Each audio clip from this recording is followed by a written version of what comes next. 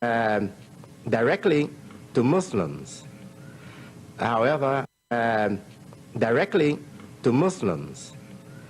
However, we are aware of the fact that what Allah has revealed for Muslims is also for the whole world, if the world will accept it. The topic we've chosen is the management of spiritual and material concerns. By putting these two concerns together, a lot is to be gotten. The big problem for most of us is that we separate these two concerns. And we think that the spiritual concern is left for the preacher and the material concern is left for us. When both these concerns burden everybody equally, everybody is brought to his success or to his doom because of the mismanagement of these two concerns, the spiritual concern and the material concern. I'm not speaking of spiritual concern in the sense that it is commonly understood. I'm not talking about religious rituals, spiritual values, religious rituals and things like that. I'm talking about the tendency in us to favor certain things and not to favor certain things. For example, some of us have a tendency to favor good times, and good times in our mind is going to a dance and a party and listening to music and dancing and having good time on the weekend. To us, that's good time. And many of us just live just for that, go out on the weekend and party and dance, and that's for us, that's a good time. The tendency in you is spiritual. The tendency toward that, the tendency in you is spiritual, and that's what I mean by spiritual concern. We don't have this idea in our religion of spiritual life separate from material life. For Muslims, the life is whole. It's one life. The life is whole. I have a physical body, but I don't function just as a physical body. I also have mind in here that's abstract, and I have a spirit in this body. And all these things work together. The whole works for me has to be told in terms of all three. In terms of my physical body, my mind, and my spirit. Now, most of us are trying to use our minds, but our spirit getting in our way. And that's the main thing that I hope to bring to your attention today, is the need for us to manage our spirit. People who try to manage their spirit develop powerful muscles. Powerful muscles. The best muscles for survival in the world, not these, and I'm pretty good with this too, especially when I was young, I was pretty good. Not these muscles.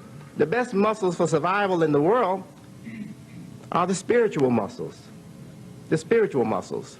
But not in that strict religious sense that most of us think of spiritual. Again, I'm talking about the tendency to be pulled in one direction and in another direction.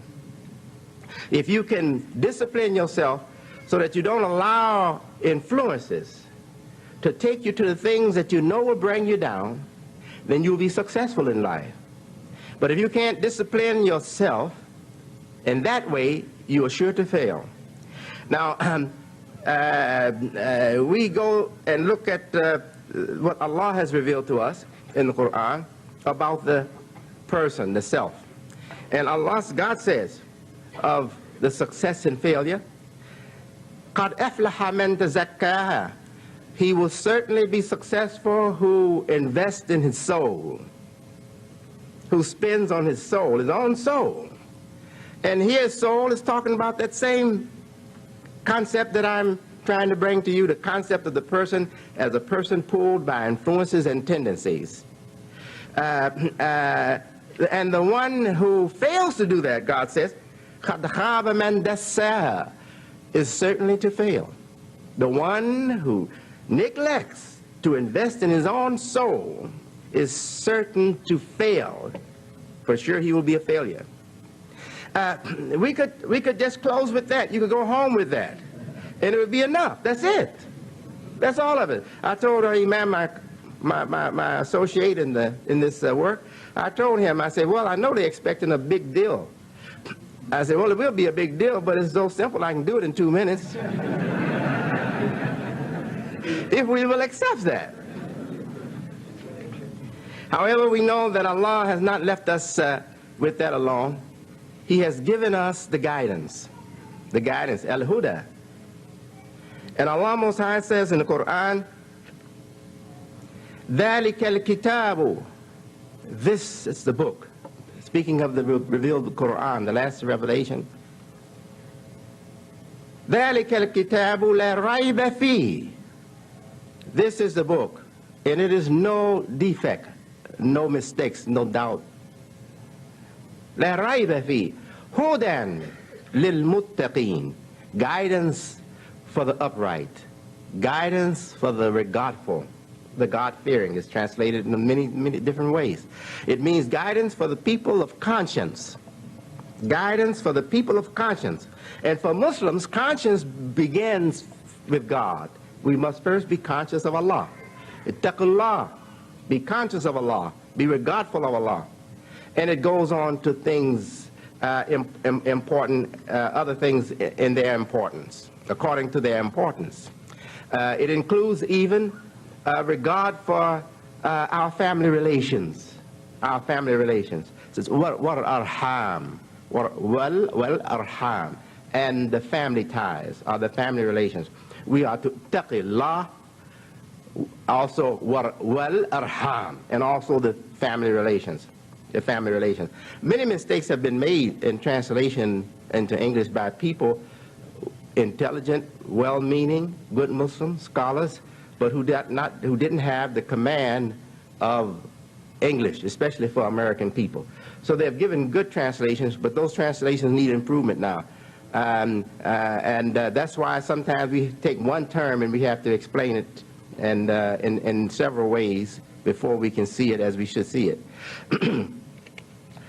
The management of material and spiritual concerns is only possible for us. We might think we are being successful.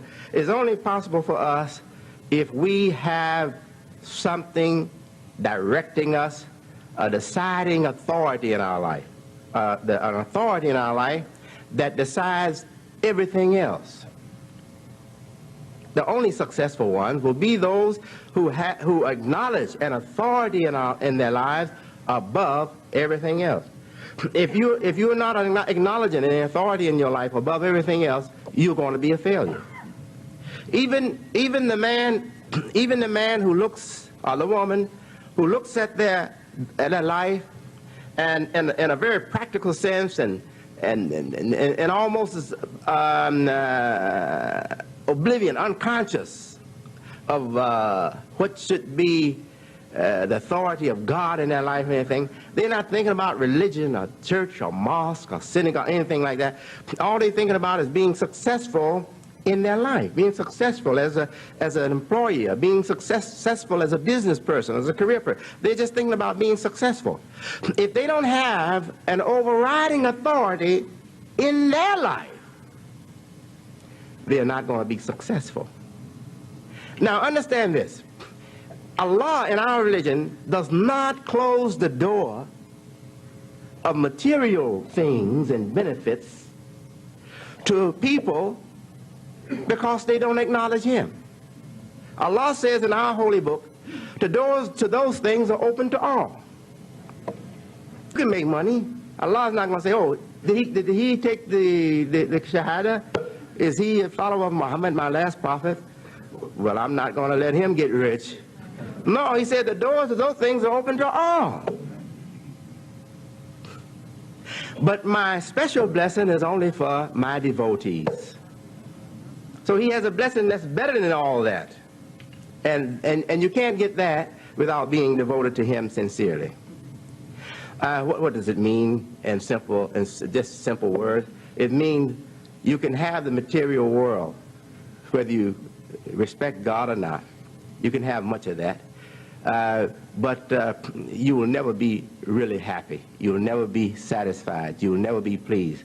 If you want to be at peace and satisfied and feel good about yourself, you have to put Allah, you have to put your Creator before the world. You have to value the goal of having satisfied your Creator more than you value your ambitions in the world. See, that's the simple answer to that.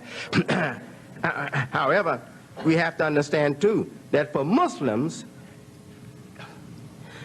we are not bothered with the problem of seeing material requirements in our life as something by nature in opposition or against the real human life. In other words, no matter how saintly we become in this religion, we should never take on spiritualism in that sense. We should never take on spiritualism to the degree that we begin to fear material involvement. Material involvement. Work in the material field should never be a threat to us or to the life that we choose for ourselves. The answer is simply to serve Allah, the God of both the spiritual and the material. And he requires of us in our life as Muslims, he requires of us that we progress spiritually and in every other way. Spiritually and in every other way.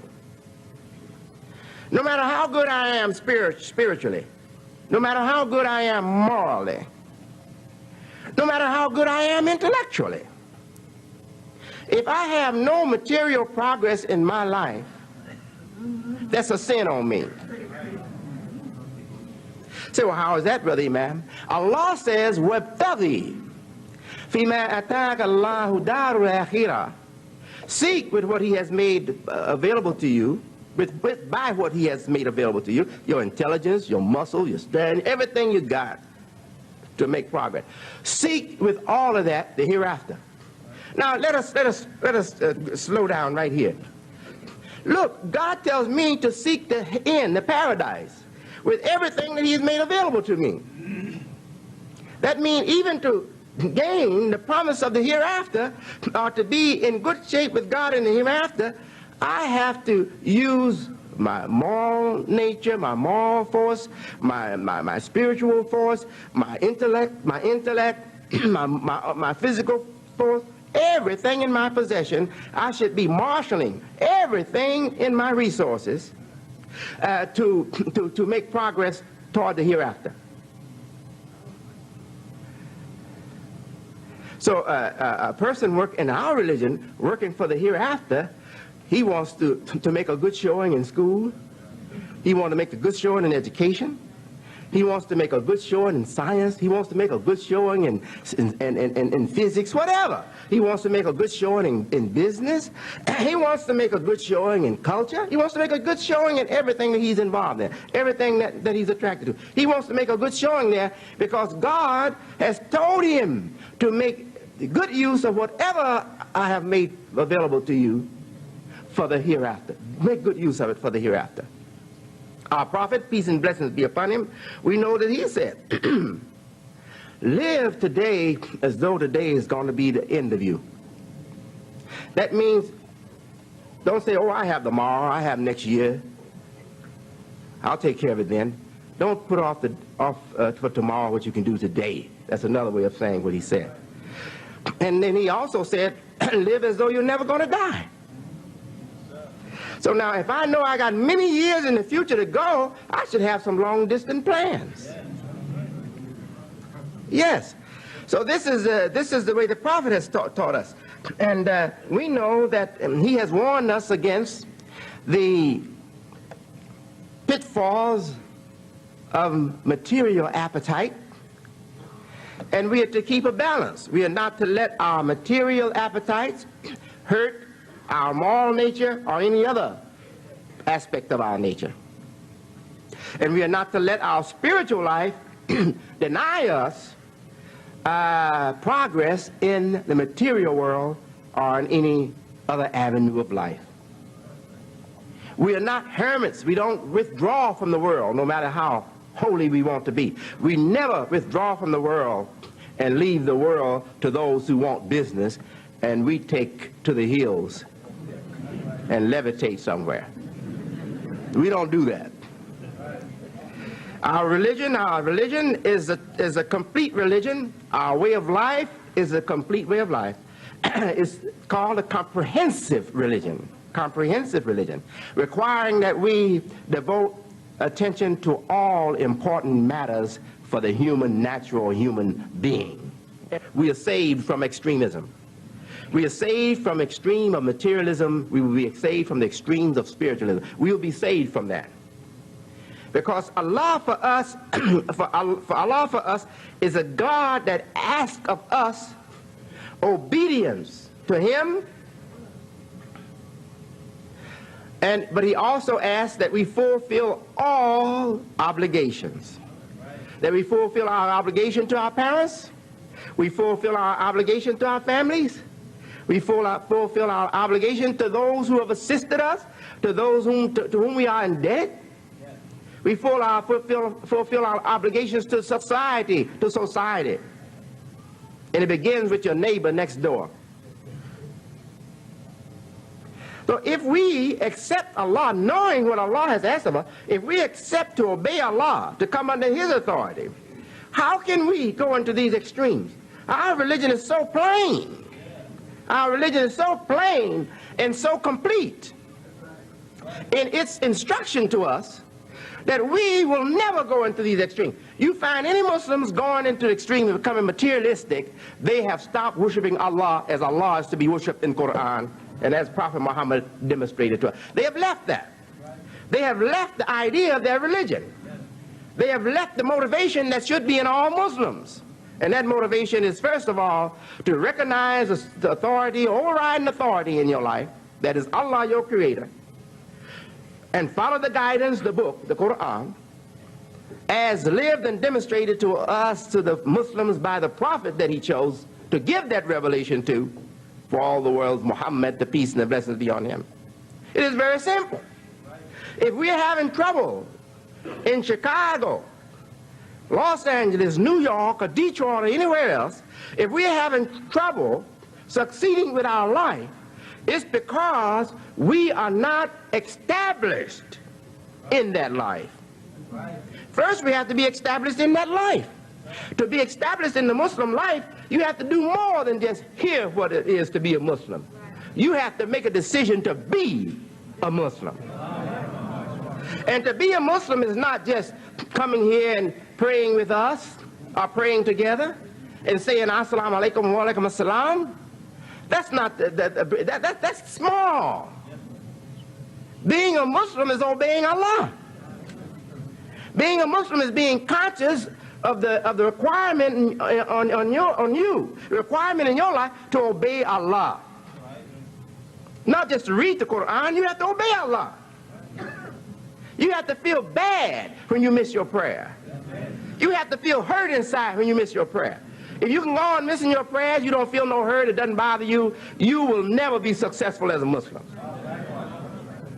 But if it bothers you that you have to miss your prayer today, or that you miss your prayer at Maghrib, or you missed your prayer at Fajr time, at dawn time in the morning before the sun comes up, if it bothers you, then you have the religious spirit of the Muslim. If it bothers you that you are not eating halal meat, you're eating animals that are not killed properly, or you're eating things that may be contaminated for a Muslim, with the pork or pork essence or something. If it bothers you that you have to be in a situation like that, then you're in a good situation spiritually for the Muslim life. But if that doesn't bother you, we don't expect for you to be successful as a Muslim. And believe me, many of us haven't got acquainted yet with the teachings of the Quran, the blessed revealed book from Allah, the Lord Creator. We haven't got acquainted with it enough yet. We haven't got acquainted with the life of the Prophet enough yet, peace be upon him, to really understand the seriousness of these things that Allah has asked of Muslims. That you don't take intoxicants. That means whether it's in a liquid form or drug form or substance or material, drug, what they call dope, whatever form it's in. If it takes your senses away, you're not to take it. It's a great sin. And it's a sin of the works of Satan himself. I mean, shaitan, the Quran says. From the works of the Satan himself. So you're not to do that. It's a very serious matter. You're not to lie. If you call yourself Muslim and you go on in the habit of lying doesn't bother you, all of us will lie occasionally. But some of us got a conscience. If you have no conscience, forget about it. You're not going to be successful as a Muslim. We have to acknowledge Allah as the uppermost authority in our life, the deciding authority in our life. See, we need an authority to manage other authorities. And if there's no deciding authority in our life, management is poor or not to be found. Don't you know that people that have the greatest difficulty managing life in the world, in the modern world, is the African American people? All of the people that I know, according to my knowledge of it, I'm going by what I know, and I think I'm pretty well up on it, the people with the greatest problem managing their life in the world is the African American. Now why? We're not stupid. We're bright. We're brilliant people. We're very intelligent people. So how come we have this big failure, this big ugly thing? It's because we do not accept an overriding authority in our lives.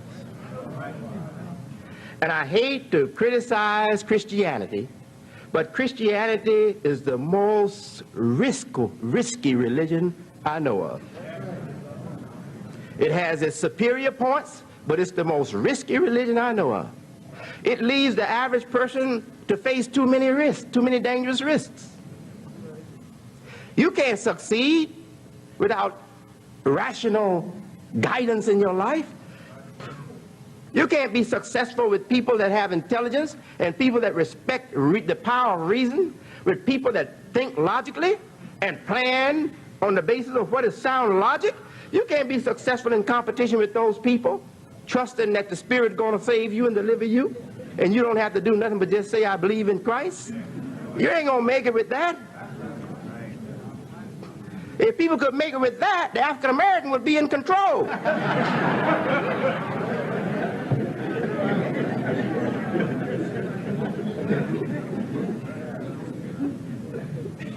Well,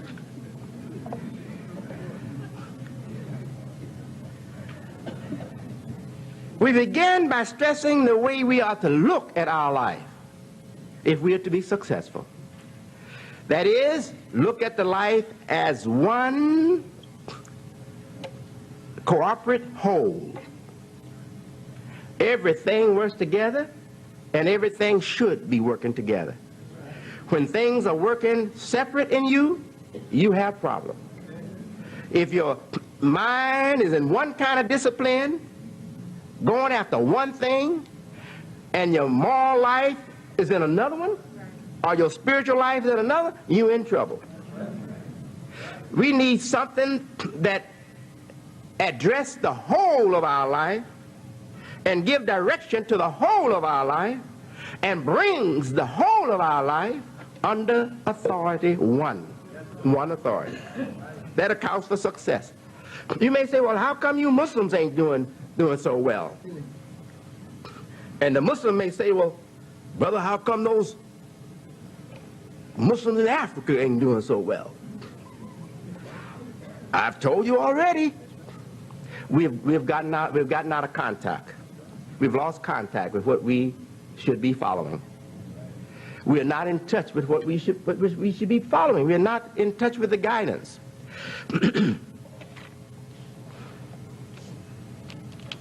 Those who are in touch with it are successful. If they're in touch with it, they stay with it, they're bound to be successful. They have to be successful. No other way. And Allah says that, doesn't he?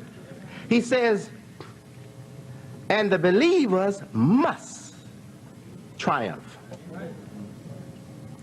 He says the believers must triumph. That means that this is guaranteed. If you are sincere and faithful and true to what he asks of you, he says you must triumph. And we have a history of those who were faithful to what Allah asks of them. And we have a history of triumphant people, very successful people. People who are now being looked at again after centuries of darkness being over the picture. They're being looked at again, and you may have saw on public television or some other channel or some other network, you might have seen them telling the American people of how the American civilization is indebted to the first followers and the community of the Prophet, peace and the blessings be on him. They're studious scholars, they're science, research people, they're scientists, how they brought about a reawakening of the mind and intellect of the scholars, and guided them toward the revival of the sciences and the revival of civilization. You're hearing that now, not from Muslims only, but you're hearing that now from the Western people themselves. I've seen some very, very excellent programs on television. No one even told me about it. I just happened to be there, and the television was there, and the channel was there on the right channel, and excellent program where the truth was being told about the excellence of Muslims and what they contribute to bring about the renaissance, the reawakening of civilization and intelligent pursuits in the Western world, and made possible what we have here now. Advances in civilization, appreciation for moral and ethical life. I read myself a book and part of a book by a writer, a Western writer, where he said that, and he documented these things, that the crusades, where it has to be seen as an ugly thing, but a lot of good came out of it, because he said that those wars brought Christians and Muslims in direct contact with each other. And he said that when the Christians soldiers saw that the Muslim soldiers could fight the war very effectively and still take a bath and shave regularly, they decided to do the same. I'm not making jokes at anybody, I'm just telling you what he said. See, and really I don't look down on European people for that. When you see where the European people came from, and even in medieval times, if we know where they came from, ancient times, how they lived in ancient times, before civilization, before even the Greek knowledge dawned on this planet, when we study their life, their superstitious life, oh, they were really inside. You know, the North can scare you more than the South. Yeah, the environment of the North is more scary than the environment of the South. Can you imagine being up there hearing all those spooky winds up there and all that ice and snow and huge hills of nothing but ice and snow, big white hill of death. You know, cold is death. All of those mountains of death standing all around, and it gets so dark up there. Sometimes they experience, in some parts of the North, they experience 6 months of darkness. That's where the expression midnight sun comes from. It'd be dark in the daytime, pardon me. Then they experience 6 months of day. It'd be nighttime, but they still can see the sun. Now, you know, people that live like that in an environment like that for hundreds and thousands of years, you know, they can be spooked up some terribly. And I read about the spirituality of the Germans and certain other European people before enlightenment came to them, how spooky and how superstitious they were. And they were given to savagery, their superstition, just allowed them to be savage, and some of the horrible things that they would do, just like animals. They can trace their own history back to a state where they were just like crazy, enraged animals. Even the idea of God was an intoxication that fed violence and insanity in them. Their God was a mad thing. The idea of God was a mad creature, you know. Yeah, for many of them. Now, I'm not saying that other parts of the world didn't experience the same thing, but I think the North is more spooky than the South. That's what I'm saying. The North is more spooky than the South. Greetings, we're there with you. Reflection, things and times, we are reflecting. So we want to say that those who have been listening to the new segments that I have been projecting, please share it. You know, have some conversation, but also make that chat to the Muslim bookstores or mosque and ask, seek a Quran, so you can read it for yourself, for ourselves. Because what you don't know, you don't know. But useless conversation about what you don't know is only what you've heard. Doesn't really take anybody far, because mental disturbances, seriously. And then when we look at ourselves now, we have to ask ourselves, wait a minute, what is there for us then?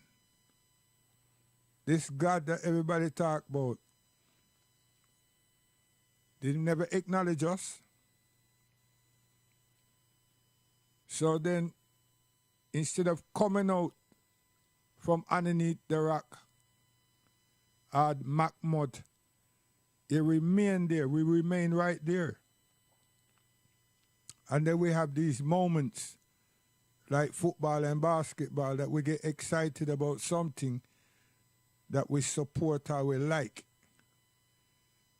But it has no real significance for our lives and our prosperity whilst we are living.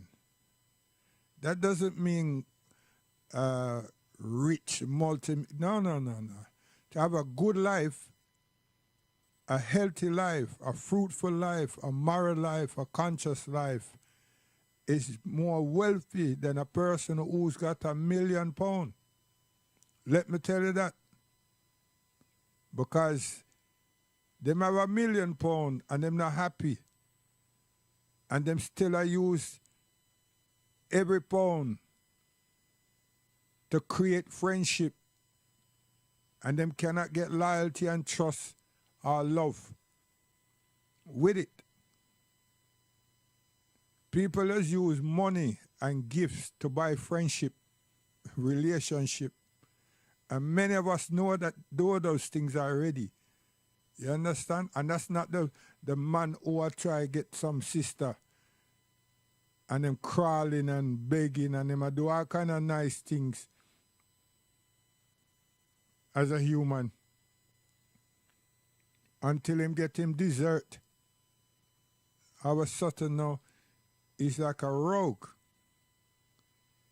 If only the woman could understand, just keep him at that length. Huh? Keep him at that length. At some point in time, patience will grab him and he become a refined human, a natural human. You understand? But without teaching, and guidance and support, she will never get to that point of just holding him off. You see? So our Imam and Muslim imams, or so we all behave all across this earth. We're taught to the community. We're taught about development. We're taught about improvement. We're taught about how the world and this big nations them are trying to entrap people in materialism. Now we have to prevent and guard and support our children, because the world is changing. The systems in the world are changing. See? So we who keep our eyes on what's going on in society, instead of waiting for tragedy to strike, we now have to mind our children, be 90% more vigilant on our children, you know, and what society, what these different departments and everybody are trying to do. See? So when you look at that now and think about that, do we, the African black people in the diaspora, do we have the infrastructure to coordinate ourselves, represent ourselves, and defend ourselves? The answer to that is no, we don't. Because this thing is not going to happen through, yo, me know where them are going with it now. No.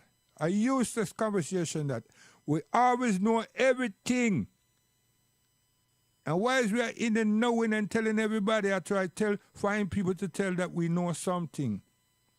One child asks, okay, what is the solution? What is the alternative to that? Now they want oxygen. Now they want oxygen. Damn fool. Huh? Some of them turn around and tell the youth, yo, that big man conversation, close them out or move from here. See, you take somebody who have sensibility and show that they were listening to what we were saying and ask a very informative question. And the answer should be, I haven't given it thought. Now that's a learning. But true, we are meant to be adults, and we are ashamed. We are ashamed of our erroneous theological mysticisms that we grew on. We can't stop dealing with the mystery and mysticism. It's so toxic, it's untrue. Then somebody come now talking about Revelation and it was prophesied and all these things. And then the same child turn around and say, okay, I hear you, uncle. And you're saying that God said this. And him say, yeah. So he says, so why would God want all of these demonic things to happen? As he said, how to prevent or avoid those things. And them say, I don't know. So how comes you only know that bit there? Because that's what I've read. He says, so then find the bit where he says this is the antidote for that. And this is still that child. Could be 6, 7, even 5. And today's technology, that child could be 3 years old. It has nothing to do with no black superiority or any of them things. It's just common sense, natural sensibility, creative thinking, and listening. Listening, you know, very powerful. And now you can't say nothing. You want to ask to say, wait a minute. Let's go doctor to look for a solution to my feelings. And how come I can't see God who higher than the doctor and who created the doctor and everything that the doctor used, it belongs to God? How come I'm so dumb? See, question again, you know. And this is the level of consciousness that we need to get to, because the world is a changing. You see? And you have to go for the record. But the record not going to help. Because the record I can tell you, says, since 37 years ago, I tell you that, as Rasta, as a human, as a natural man. And this is not that I said it's going to change this time. It changes. We have generation change. My mother's generation gone. And who did they can't move? The gods keep changing. And we're just dancing. What's our evolution in this change? Mysticism. How we building ourselves and developing ourselves? At some point, we're going to have to stop blaming or emphasizing on the pastors. Because if we're students at college or university, there's where we have minds to express ourselves. There's different coordination, different coordinates in education. At primary school and secondary school, you have to listen and learn. At college, you can question. At university, you can question. And you have lecturers, so you will always have conversation. You should always be having conversation. The student that don't have conversation with them lecturers is an arrogant student, or illiterate student, or presumptuous student. Yes, because that's how you advance. That's how you advance. No man is an island and no one stands alone. Simple again, another music, that lyrical.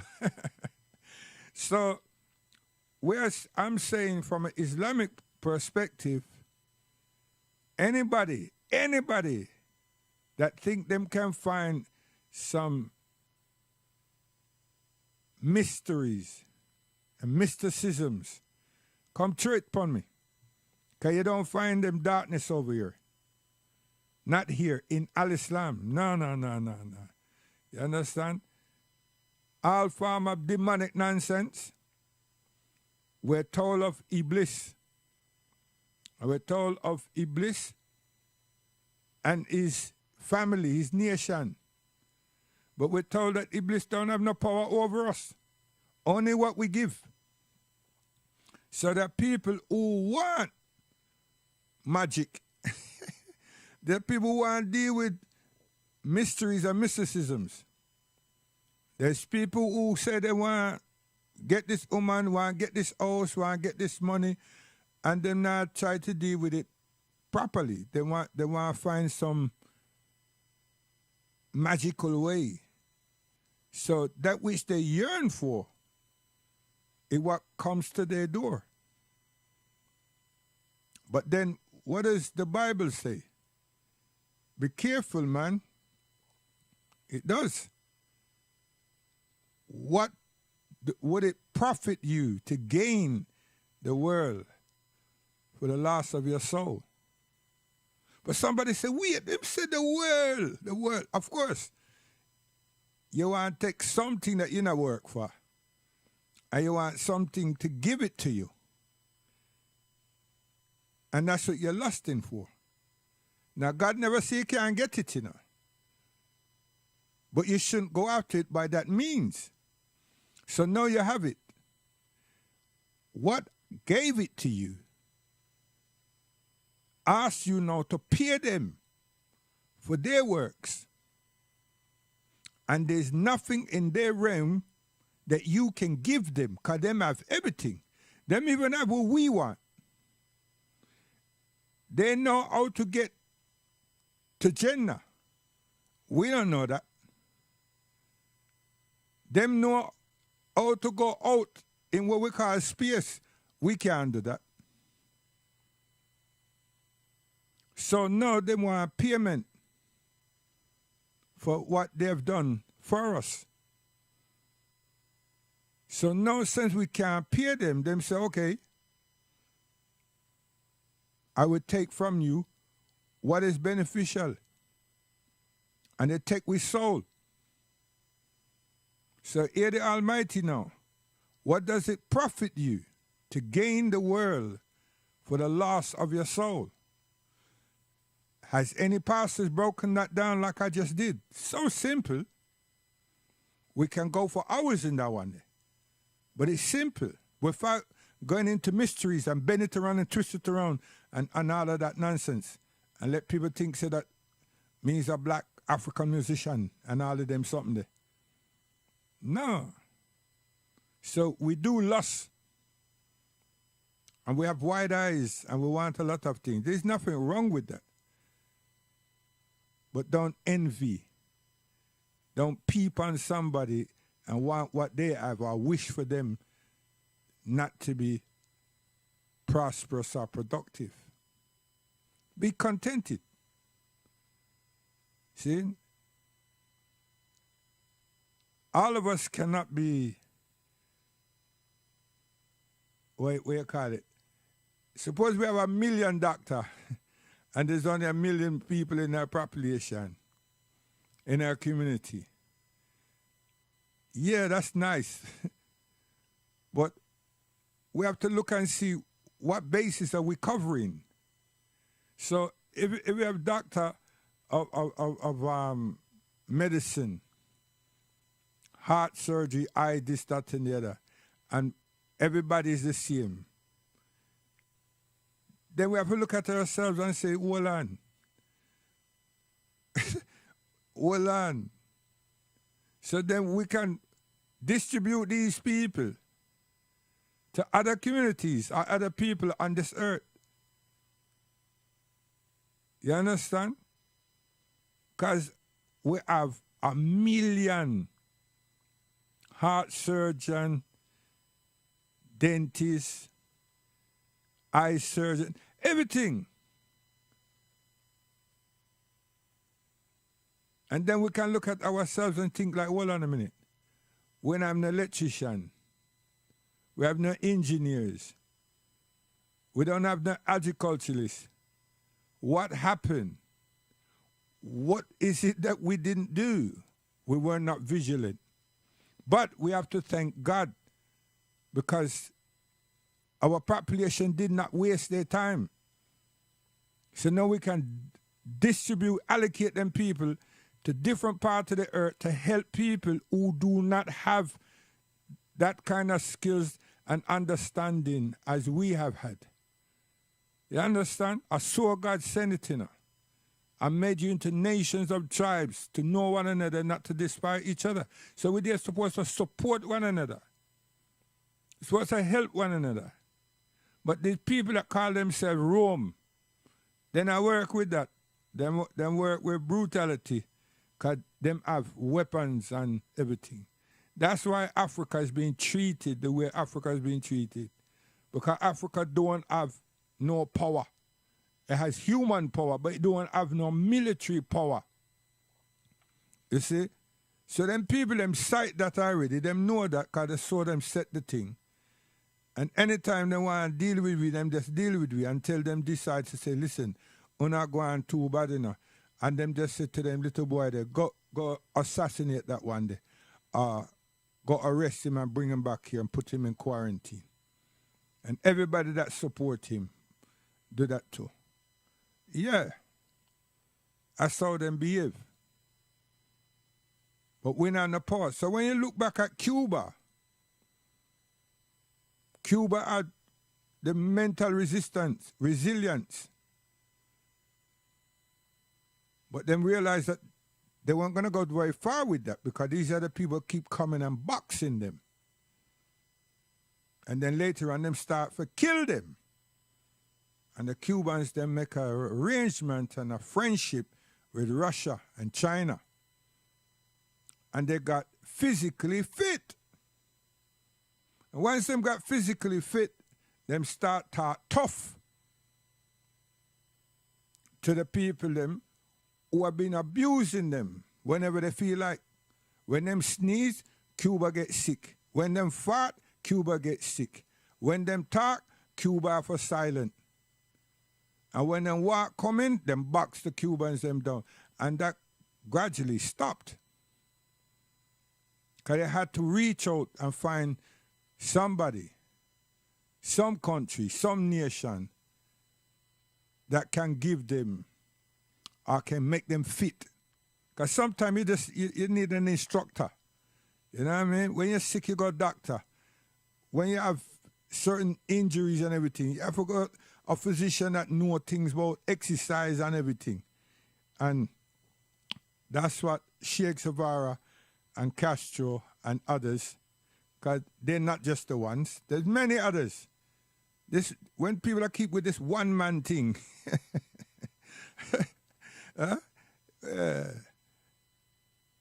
and yeah, so Africa have to do this. Africa have to do this because, boy, may I tell you.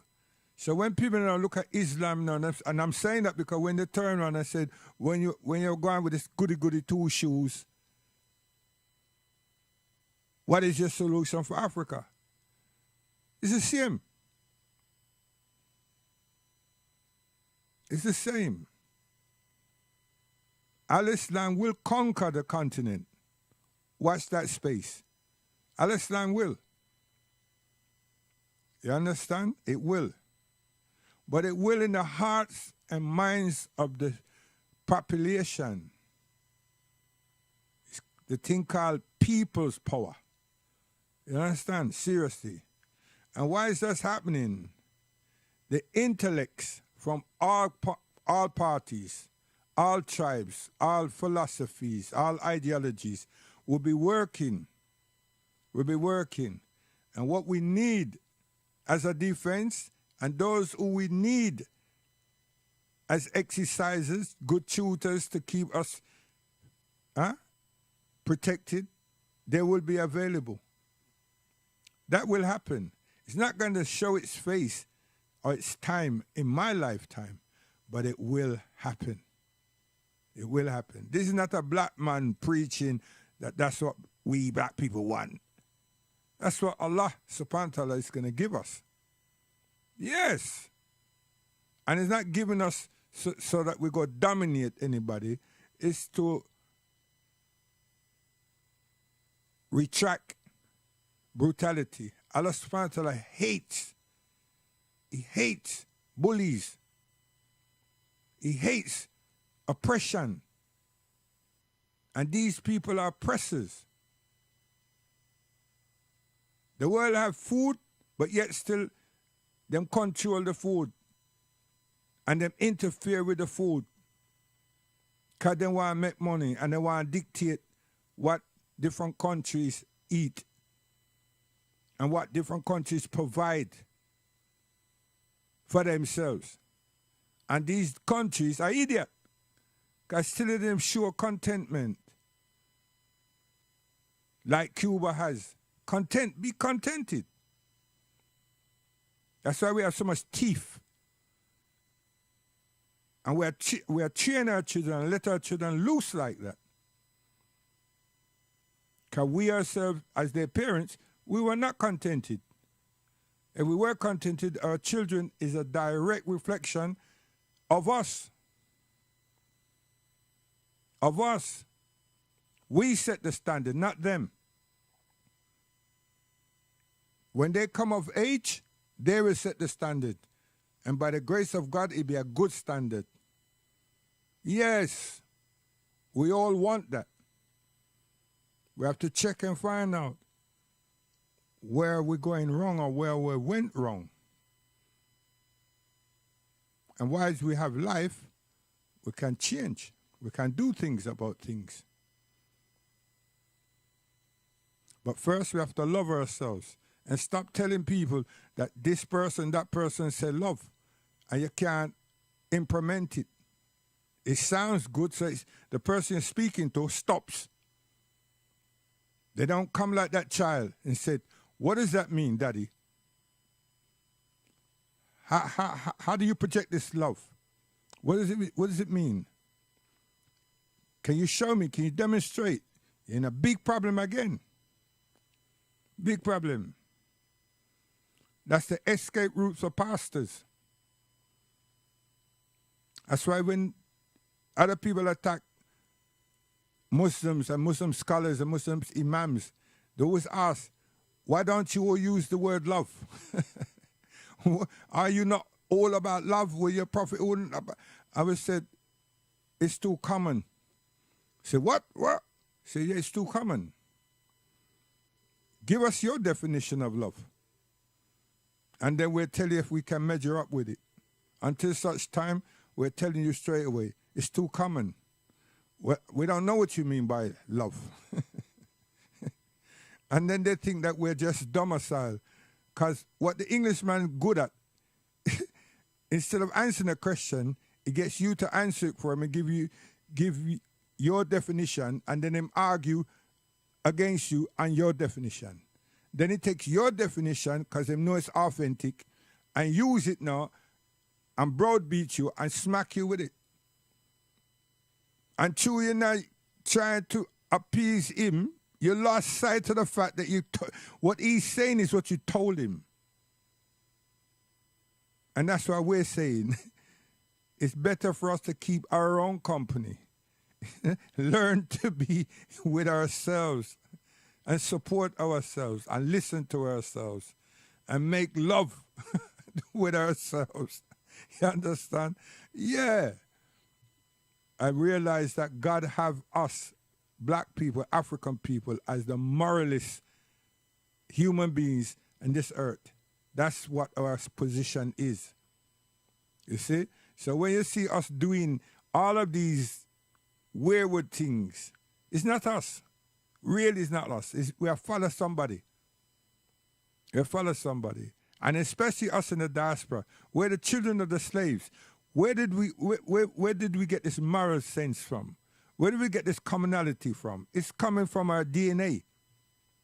It was given to us by God Almighty, but it cannot just be eroded just like that.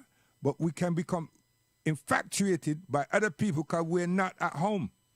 We're not with ourselves. If we were with ourselves, I'm telling you, any portion of time, hey, Lord have mercy, hey, oh gosh, man. And we have so much examples of the things that we do as a collective. There's no way that we could have just take instruments and play them like that, and then what you know about a word called coordination, and make it so succinct and everything, and we're not a harmonious, soulful people. Seriously. Because it's all about connecting. It's all about connecting. All about being on the same page. All about the same spiritual aspiration. And we ain't come from no place where we've studied these instruments. Listen, if people but know, and we know, but we're not good at telling ourselves.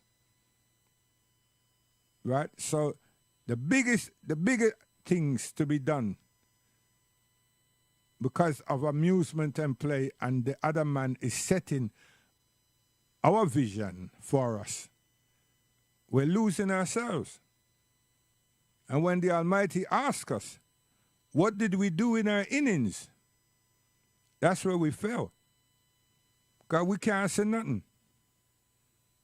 Because everybody on this earth have an opportunity. All races, all tribes, all nations.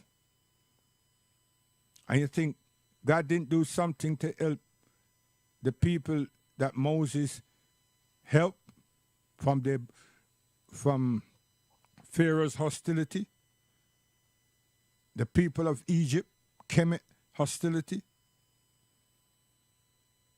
And even then, when God sent them out in the wilderness, what was that about?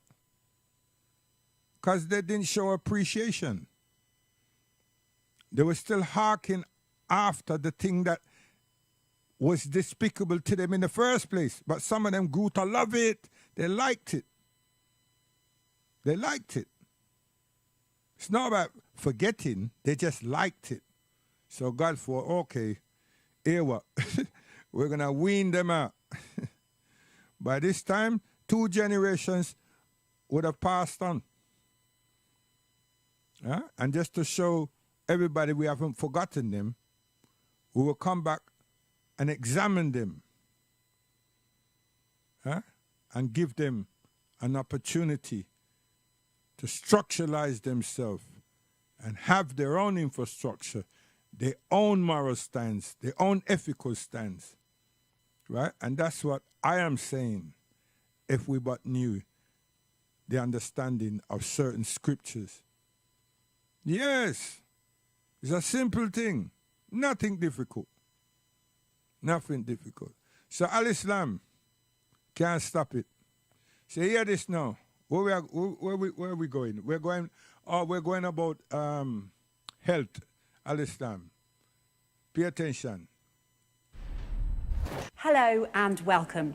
Today we're going to answer an important health question. Does religion play a major role in your overall health, specifically when it relates to the ratio of omega-6 fatty acids to omega-3 fatty acids in your diet? Let's take a look at some disturbing changes in health that have been taking place over the last 65 years or so. Developed countries around the world have seen a major increase in autoimmune diseases like rheumatoid arthritis, lupus, vasculitis, celiac disease and type 1 diabetes.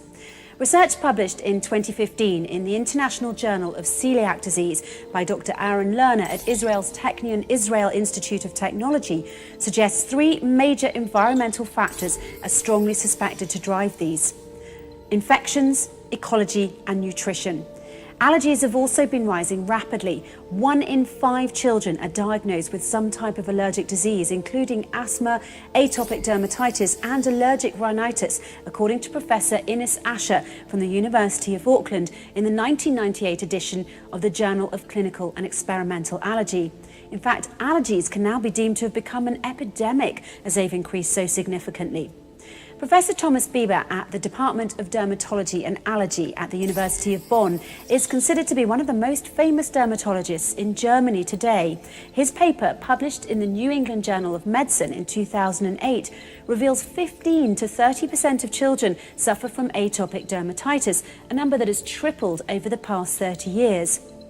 Dr. Valma Harjutsalo at the Folkhälsan Research Centre in Finland stated in The Lancet in 2008 that type 1 diabetes has now become a serious problem affecting children at a much younger age than ever before, especially in Europe. Crohn's disease, ulcerative colitis and primary biliary cirrhosis, 3 different forms of irritable bowel disease, are also rising at an alarming rate. Interestingly, during this same time, a wide variety of infectious diseases have been on the decline, thanks mostly to vaccines, antibiotics and improved hygiene habits. This has led many scientists to look at diet as the cause of these increases, specifically the proportion of omega-3 fatty acids to omega-6 fatty acids. Dr. Artemis Simopoulos is the founder and president of the Center for Genetics, Nutrition and Health in Washington, D.C. She's published a lot of research into the relation between inflammatory and autoimmune diseases and the ratio between dietary omega-3 and omega-6 fatty acids. She states that the optimal ratio of omega-6, which is inflammatory, to omega-3, which is non-inflammatory, should be 4:1 or lower. The problem is that in most Western diets, the ratio is currently an extremely unhealthy 15:1 or higher. This markedly higher ratio of inflammatory omega-6 leads to a host of illnesses and diseases: cardiovascular disease, obesity, rheumatoid arthritis, cancers of many types, depression, etc. These facts are undisputed in the scientific community. Higher amounts of omega-6 fatty acids are killing humans at an astounding rate around the world. Studies published by Dr. Simopoulos since the early 90s also confirm that a high proportion of omega-6 to omega-3 fatty acids causes a dramatic shift in the physiological state of the human body. When omega-6 is more prevalent, pathogenesis of body tissue occurs, including prothrombic, pro-inflammatory and pro-constrictive states, all of which are the very causes of disease.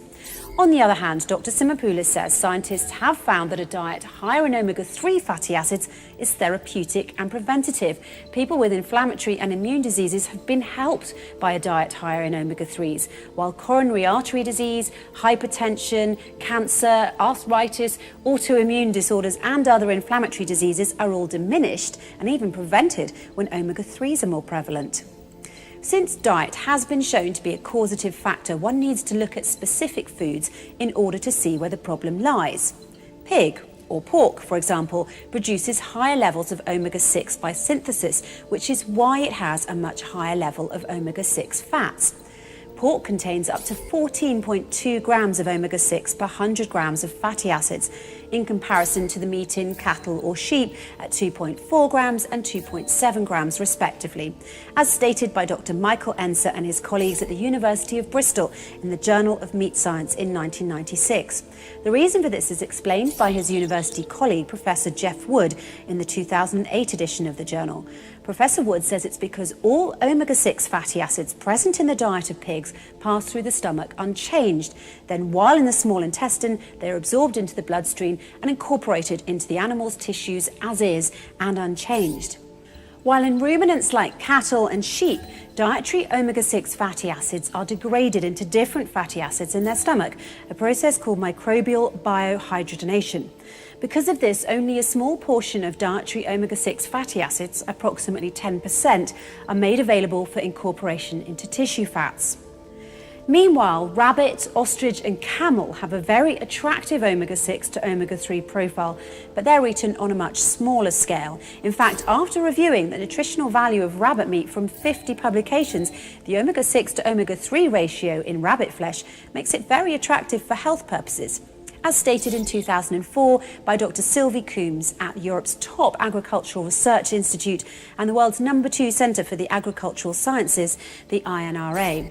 Camel, as well, has been found to have an ideal ratio of omega-6 to omega-3, almost 3 to 1, according to Dr. Omar Abdel Hadi from Sudan's University of Cordovan, writing in the Journal of the Saudi Society of Agricultural Sciences in 2017.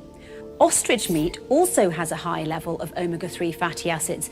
Research published in the Journal of Food and Nutrition Research in 2014 by Dr. Xavier Medina and Alicia Aguila at Spain's University of Catalonia reveals that more than 8% of the polyunsaturated fatty acids in ostrich are omega-3. Scientists like Dr. Klitos Mappier at Stellenbosch University in South Africa have also found that processed beef products which have had perirenal fat added to them could possibly be a better source of CLNA, that's conjugated linoleic acid, which has been shown to have anti-inflammatory, anti-carcinogenic and anti-obesity properties.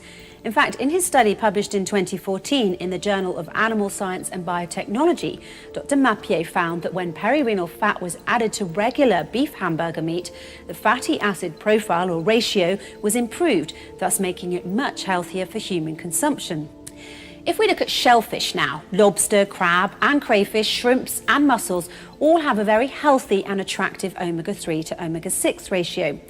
This has been demonstrated in a number of articles published by Dr. Sara Barrento at the University of Porto in Portugal and Swansea University in Wales, Dr. Magdalena Stanek at Poland's University of Technology and Life Sciences, and Dr. Sival Denikabasi at Sinop University in Turkey.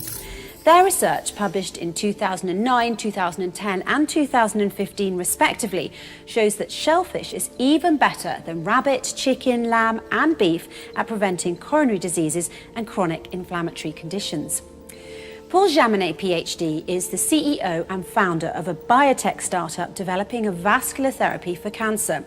His wife, Shuqing Shi Jaminet, PhD, is a director and molecular biologist and cancer researcher at both the Beth Israel Deaconess Medical Center and Harvard Medical School.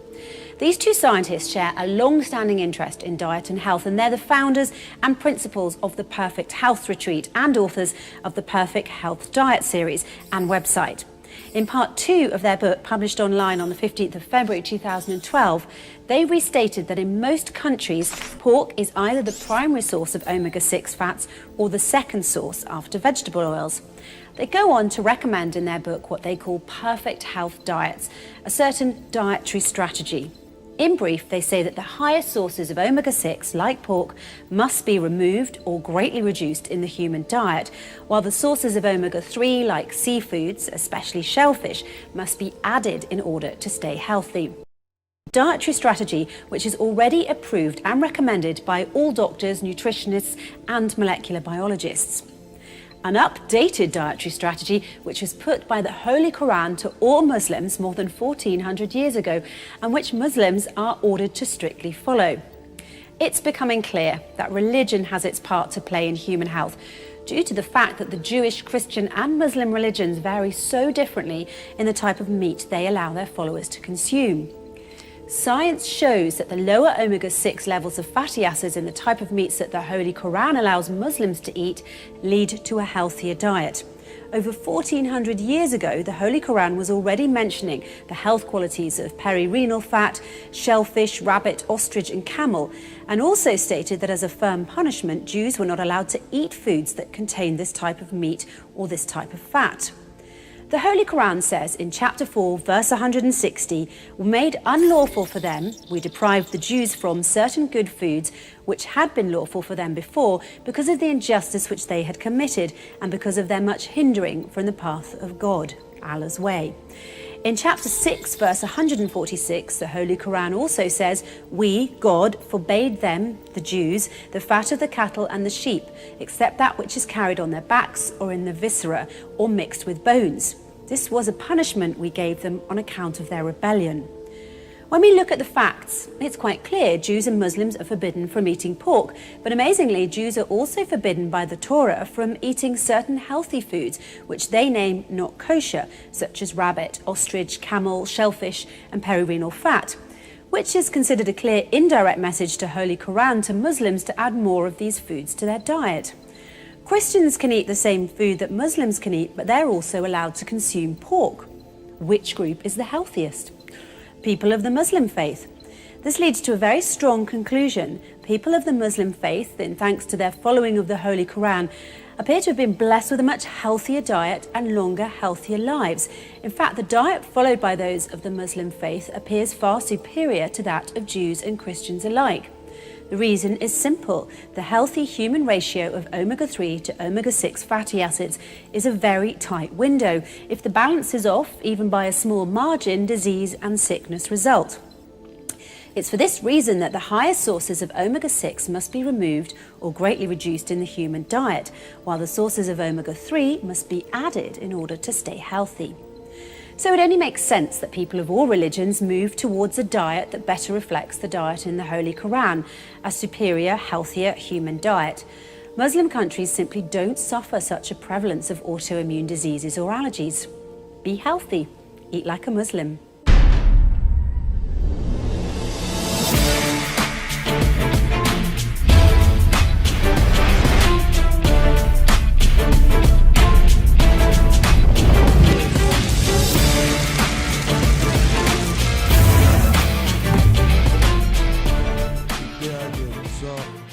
We want people to recognize what we are projecting, realize that this is Al-Islam, this is the way of Muslims, this is the life that we all tries to lead.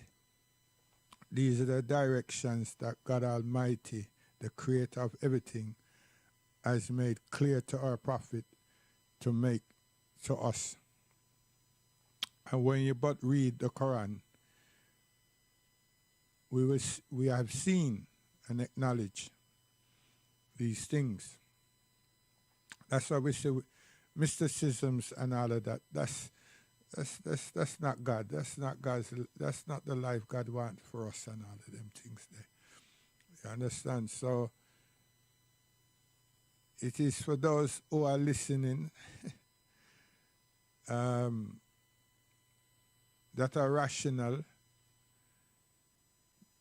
that hasn't got their minds on traveling like Star Trek and meet a whole heap of different something And if that don't happen, then this is not something to be tolerated.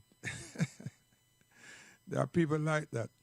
So we're going to go to, we're coming with another one now, which is women. You know, so we want to drop this bombshell quick. In the beginning, Allah subhanahu wa ta'ala created our father, Adam. Listen. And from Adam, Allah subhanahu wa ta'ala created our mother, his wife, Hawa, Eve. Now listen to it again, you know. Allah subhanahu wa ta'ala created Adam. And from Adam, Allah subhanahu wa ta'ala created our mother, Adam's wife, Hawa, Eve. So, what we mean to tell you this, and you should listen and look at this properly. A woman gives birth to men. You understand? Seriously. So, in other words, women should be highly appreciated, for they are our mothers naturally. But without them, is their creation called human. Come on, think about it. Without the females, women, will there be a creation called human? See how me drop that one there? Work it out. So we want to take you now to look at women. Islam, yeah? We deal with women. All right, come now.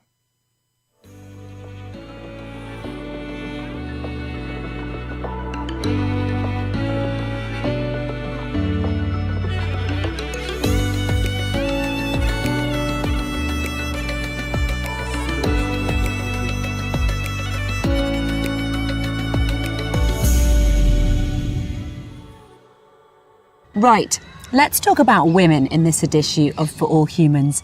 Being one myself, you can probably imagine I have a few thoughts on the matter. What can we discuss besides the usual roundup of wrongs?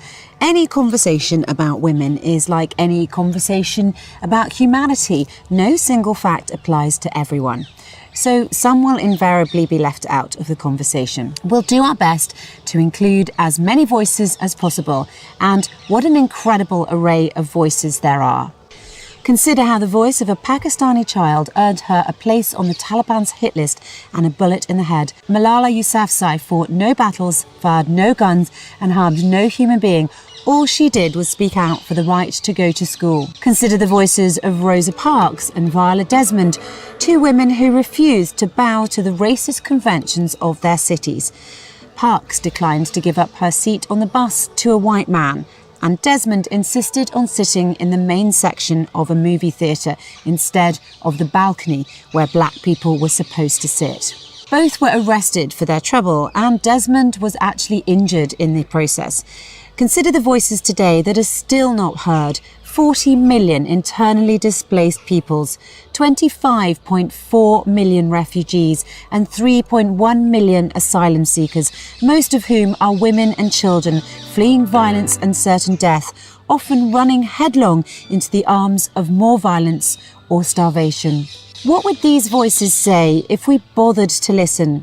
Those voices seldom make it to our ears amidst the noise and clamour of politicians and gunfire.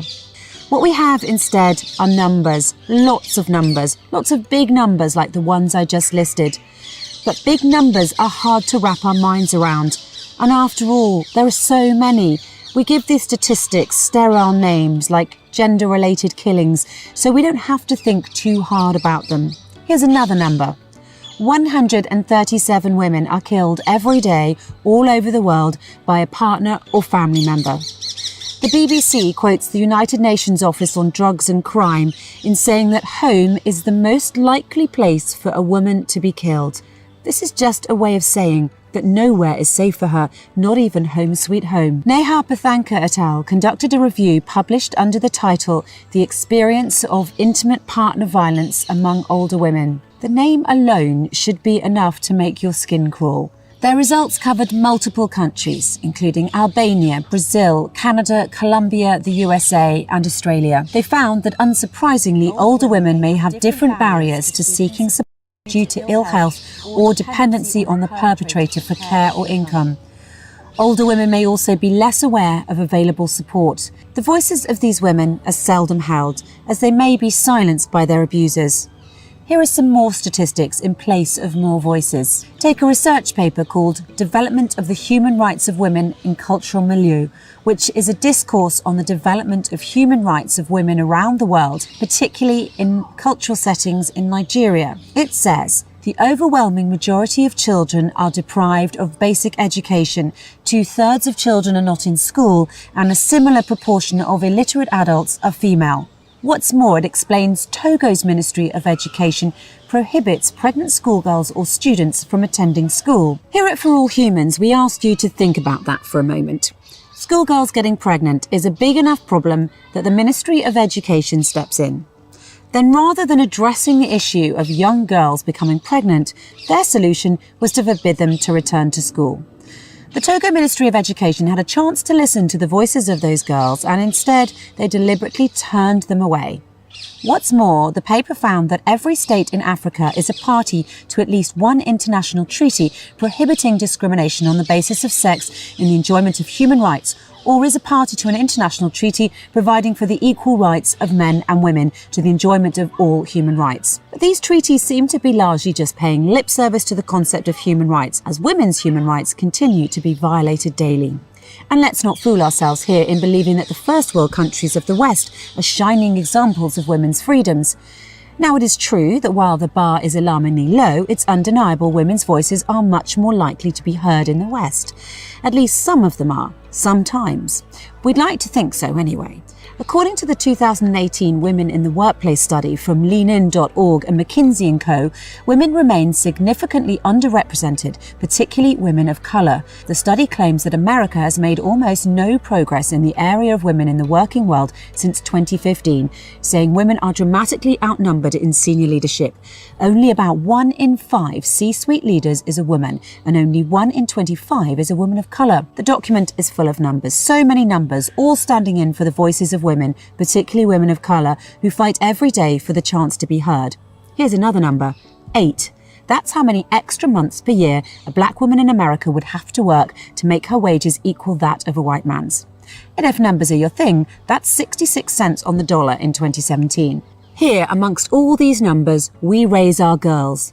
A Women's Health Victoria paper tellingly entitled Growing Up Unequal found that over half of girls reported being more valued for their looks than their intelligence or abilities. Amongst repetitions of boys will be boys and comments about locker room talk, that same paper found that many girls are unlikely to understand that violence against women includes more than just physical violence and rape. Into this world we send our young women. Zero Tolerance, a violence against women charity, surveyed employees working in the private sector in Scotland in 2017. It discovered that 1 in 10 of the women who responded had experienced physical or mental violence in the workplace, including rape and sexual assault. Is anywhere safe for women? And what does Islam say about all of this? The first words that pop into our minds when talking about Muslim women might include inferior, oppressed and mistreated, and that's because the world sees that in so-called Muslim countries that women are not faring all that well. In fact, under the guise of Sharia law, many countries adopt a pre-Islamic cultural understanding that opens women up to unequal laws and practices. Islam gave women equal footing to their male counterparts. A chapter in the Quran entitled Women, and it's actually chapter 4, outlines just some of the many legal rights that were given to protect women. It all lies on the basic premise that both men and women are equal. As God says, O mankind, be dutiful to your Lord, who created you from a single soul, and from it created its mate of same kind, and from them twain has spread a multitude of men and women. Since we're created from one origin, neither can claim superiority. If women are equal in the sight of their creator, it means they should be given equal rights. In terms of education, Islam is clear. The Prophet said, seeking knowledge is compulsory for every Muslim. And again, the Quran says, for we, Allah, had certainly sent unto them a book, the Quran, based on knowledge. Notice that it's not just for men who believe, which explains why women Islamic scholars are prevalent throughout the religion's history, starting with Aisha, Muhammad's wife, the mother of believers. In fact, she was so knowledgeable and respected that it was related by a companion of the Prophet, Abu Musa al-Ash'ari. We, companions of the Prophet, peace and blessings upon him, were never presented with a problem to which Aisha did not present a satisfactory solution. Also, did you know that the first academic university was founded by a Muslim woman? Her name was Fatima al-Fihri, and she founded the Al-Qarawiyyin University in Fez, which still exists today. Is it important to educate our girls and women? It's a resounding yes, of course. Let me spell it out for you. As an article called Investing in All the People, Educating Women in Developing Countries clearly states, in order to get the best rate of returns on investment and see economic growth in the developing world, funds should be directed towards educating girls and women. This type of funding can reduce environmental pollution, fertility rates and female mortality and help prevent the spread of AIDS. It will also allow women to contribute economically to their families and, as a result, their countries. Conclusion. It seems we're all in favour of education for girls and women. Moving on to the safety of women. And what does Islam say here? Well, there is a clear obligation for Muslims to protect women. The Prophet said to his followers, I urge you to treat women well. He also said, the best amongst you is he who gives the best treatment to his womenfolk. Let's be perfectly clear here. Islam totally forbids violence against women. No ifs, ands or buts about it. And yes, I hear you yelling at your screens. What about the verse that says you can beat your wife? This saying has come from mistranslation and misrepresentation because it hasn't been analysed within the overall context and framework of the Quran and Hadith. It even starts with saying that men are protectors and maintainers of women. Dr. Zainab Alwani, the Islamic scholar and researcher and assistant professor of Islamic studies at the Howard University's School of Divinity, addresses this controversial verse in chapter 4 of the Quran in an article that she wrote called Domestic Violence, Islamic Perspective. What she concluded, as have many scholars and theologians before her, was that the word darba in the verse actually means to separate, to distance. Another interpretation of it is that it's a symbolic tapping with so many restrictions on it, like using something very, very light like a tissue or a siwak, a wooden toothbrush that can't leave a mark and can't hurt. So in reality, this verse functions to restrict, not permit the use of violence. Domestic abuse is detrimental in so many ways, and that's why it's important to recognise that this is a major global crisis. Here at For All Humans, we believe the cost in terms of reproductive health and physical injury, both in the short and long term, is huge, and it also undermines the social, psychological, emotional, economical and spiritual well-being of its victims. Abuse can also lead to depression and suicide, and some health issues can arise well after experiencing the trauma. What's really dangerous about domestic violence is that many forms of verbal and psychological abuse appear relatively harmless at first, but expand and grow more menacing over time, sometimes gradually and subtly. As victims adapt to abusive behaviour, the verbal or psychological tactics can gain a strong foothold in victims' minds, making it difficult for them to recognise the severity of the abuse over time. And anyone heartless enough to think, well, this doesn't affect me, you might care to know that this problem doesn't just affect the victims of abuse. It's also a burden on health and social systems as well as the nation's economy. The article addressing domestic violence against women, an unfinished agenda, addresses the issue of battery in terms of cost to nations due to law enforcement, healthcare and labour lost as the victims' educational and career paths get interrupted. And that leads to poverty and economic dependence, not to mention the cost extending to future generations, as an assault by one person in a family reverberates throughout the family and the community in which the children live. Women, therefore, need to be protected from this, as they are the most common victims. So now that we know women are entitled to equal rights and freedoms, what should we do? Here at For All Humans, we believe plainly and simply that we must ensure that all women get the rights that they were given centuries ago. And in order to do that, it's critical for women to be included in the dialogue, Islamic or otherwise, and the many others working hard to correct the inequalities faced by women. We must give women back their voices. If more of us actually stop and listen to the women around the world, perhaps what we'll hear is their screams for overdue justice. We hope you enjoyed this episode, so let us know what you think in the comments section. Meanwhile, share this with your friends and stay tuned for the next one. Al-Islam, that's what we are dealing with. So, we want to give you some rhythms. Come.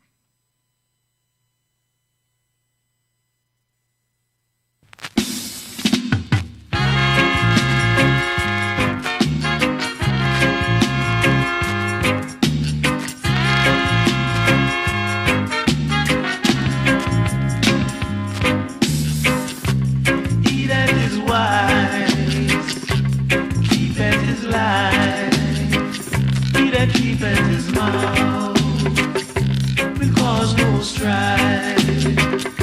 A wise man is strong, he's a man of knowledge.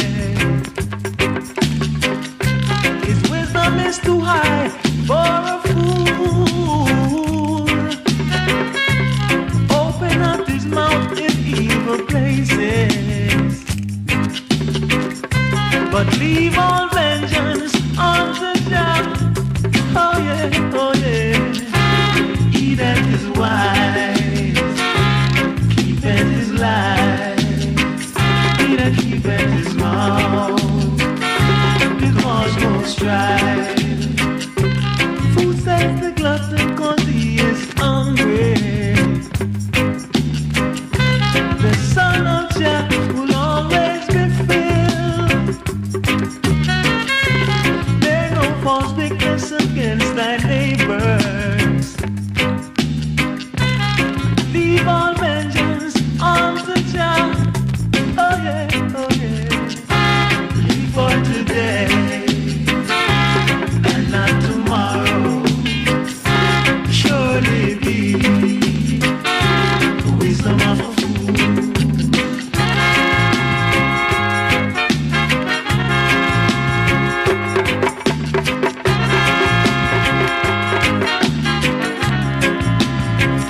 A big parable that, you know, seriously, see it?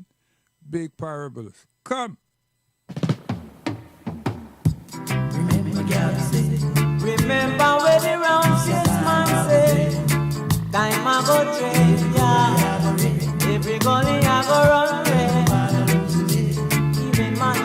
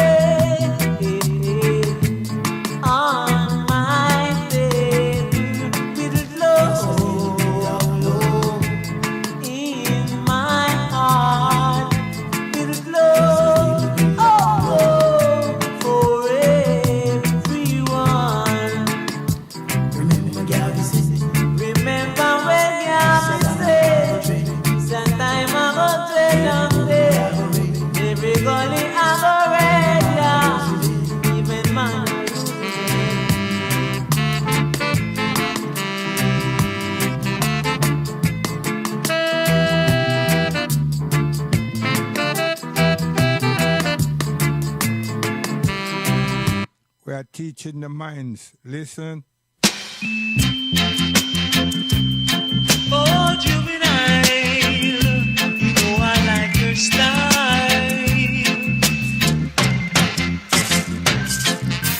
Juvenile child, got me going wild. Juvenile child, you know I like your style. Juvenile child, got me going wild. Juvenile child. See, we are teach the minds, you know what I mean? We are open up something Make people them check your mind, understand what is taking place all around us. Day after day, things and times with them and reflection. Come again, all about the woman.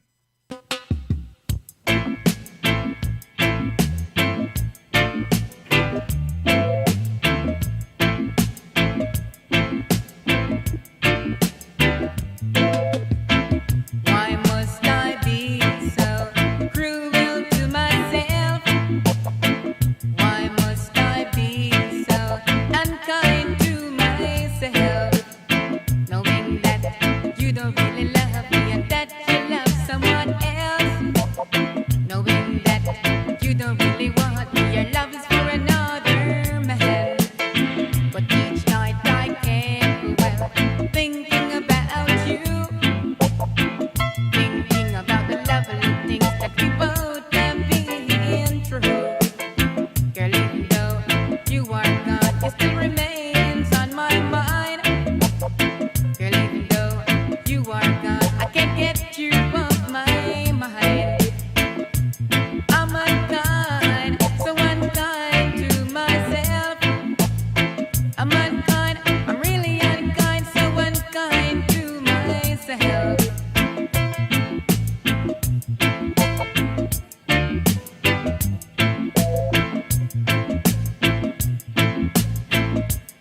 My late and great brethren, Laxi Castell, Mr. Laxi Castell. Come again, son. Take a message to my woman. Oh! Did you hear that? A message, you know, to your sweetheart, to your wife. Come, Marcia.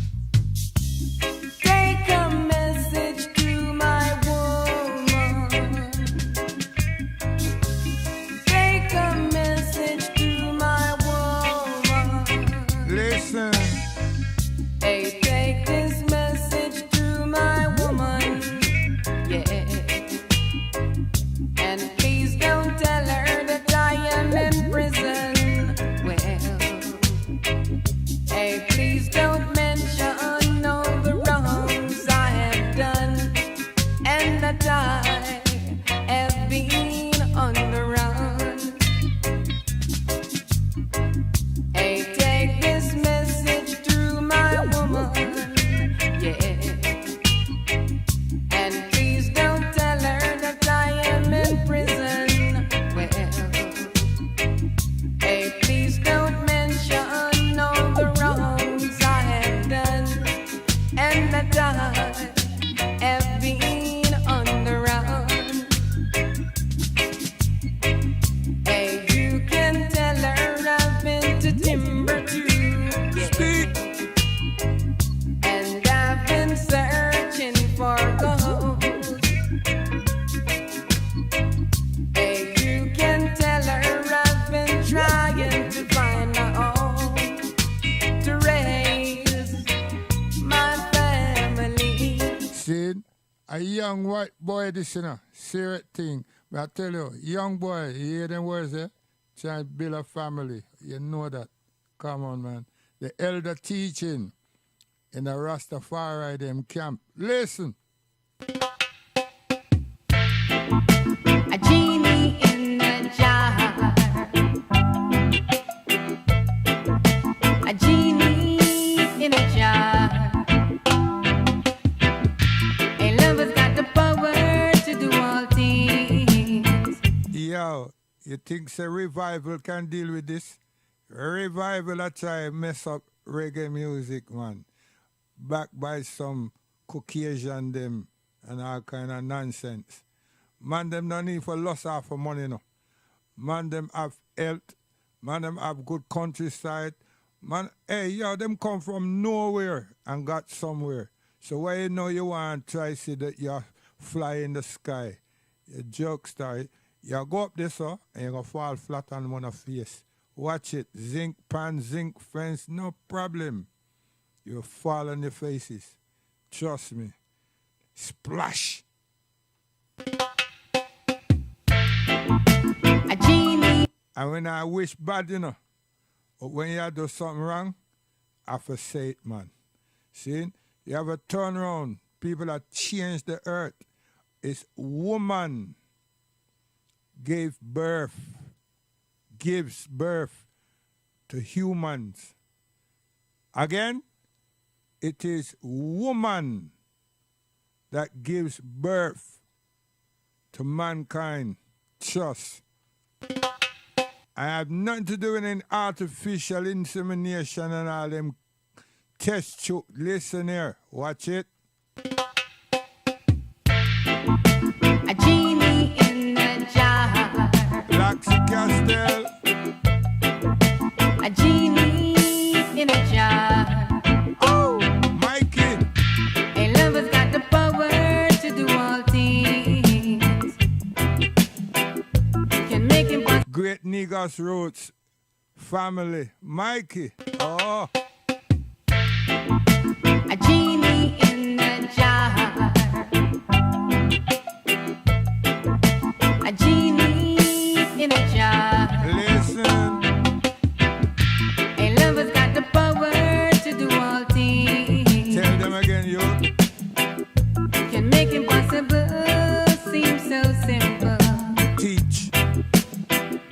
The greatest thing of all is the way it makes you feel just like you're ready. Yo, Marcia, stop it, man.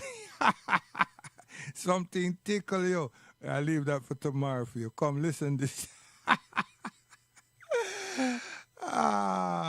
Behave yourself, woman. And we are talking about love. She said, me don't set this something up. What do you mean? We set that up from this afternoon. Yo, come. This is for the man them that feels say them control something. You understand? And them just miserable. Listen to my words.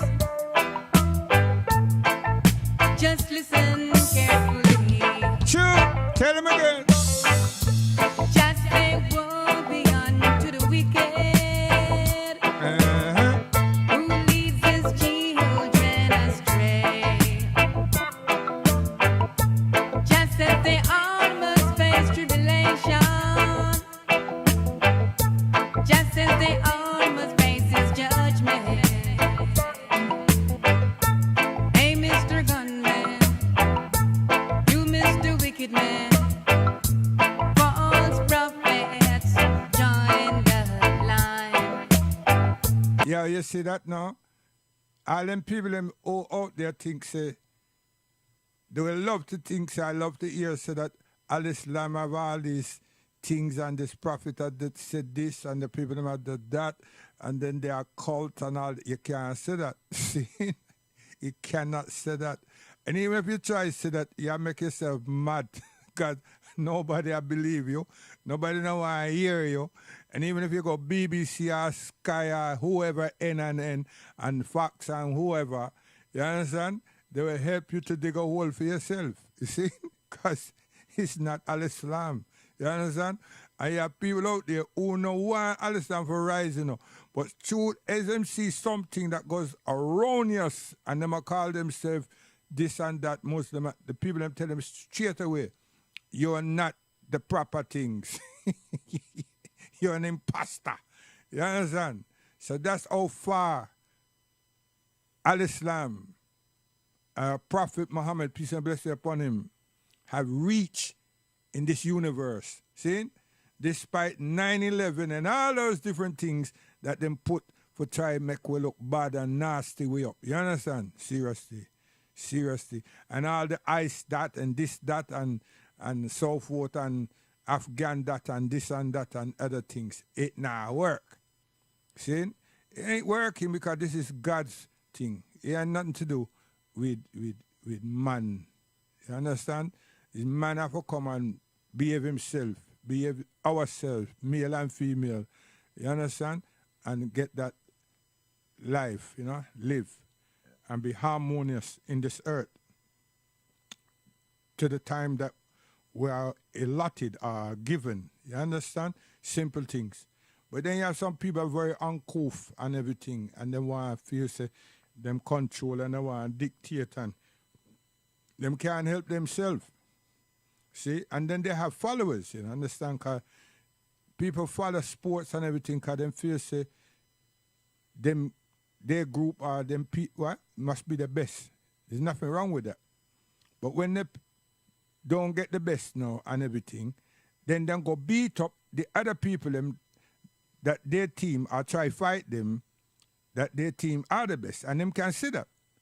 So instead of control the emotions, them get so highly emotional and everything that them take out all of their anger and frustration and idiotic stuff on the other people them. See? And not realizing how stupid they are. You understand? And them can go as far as kill somebody or some persons, you know. See? And burn up things and mash up things and destroy things that not concern them. And they won't like nobody to do that to them. You understand? So then when the next season come now and they look good now, someone should have grabbed the microphone and the stand and say, yo, what you did to such and such them last year, would you like them know, these people here, to do that to honor now? 'Cause when I reach at last, but that doesn't happen because the people out there prop all this badness and make money. And we as Muslims, we are saying, no, not shouldn't go like that. You understand? So for plain amusement, with not within your own community and everything, would always spill over in this kind of chaotic thing. Because when we deal with play within your community, you understand? What the people them say? You let your hair down, you relax. See? You relax. And it's not that we need to network, but we're embracing each other. We're showing social love. That's what we're doing. We're generating social love and passion and emotions and everything. And so it will go. You understand? So if our children now is to be playing sports or doing something sporty, right? You want to see all them exude the love and everything. And it's not like it's a death and blood. You understand? Serious thing. Oh gosh, man. Al-Islam, this, you know, we are talking about. So listen them lyrics again. Laxi. Listen. And the father of the father, man is called Augustus Pablo. Listen to my words. Just listen carefully. Just say woe be unto the wicked. I hear mentor all the way. Saying Augustus Pablo. Okay. Listen to my words. Just listen carefully. Just say woe be unto the wicked. Laxi Castel. Who leads his children astray. Bibo. Just as they all must face tribulation. Just as they all must face his judgment. Teach. Hey, Mr. Gunman, you Mr. Wicked Man, Tell them. false prophets join the line.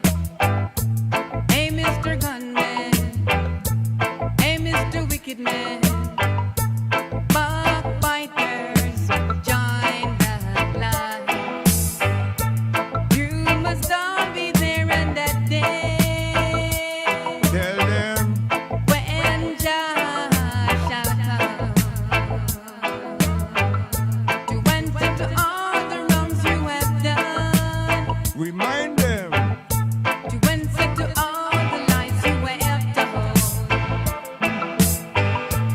You must all be there on that day. Cry for them, may I tell you. Mr. Brown. Come, Laxi. Listen, Johnny Brown. Anybody know me say they know I say that me love Hans, man. May I tell you, come. Listen, Johnny Brown. Just listen carefully. Listen, Johnny Brown. Listen, Johnny Brown. Don't take your magnum to town. Listen, Johnny Brown. Listen, Johnny Brown. Don't take your magnum to town. Everyone they wanna see you down. They wanna see you on the ground. Everyone they wanna see you down. They wanna see you somewhere out of town. Take a good word from a friend. Listen to me and then. Take a good word from a friend. Listen to me and then. You don't know what life is like, what the future has in store for you. And pretty soon you go around the corner, you'll be left suddenly. Yes, mighty. Johnny Brown, hey Johnny Brown, don't take your magnum to town. Johnny Brown, listen Johnny Brown. See, when it comes to reggae music, we not joke about it, man. You understand? You have some ignorant people, them trying to do something, and it now work around here. Now, throw your can, call no foul. Pick it up already. Gone down my throat. Come out the other side. Done.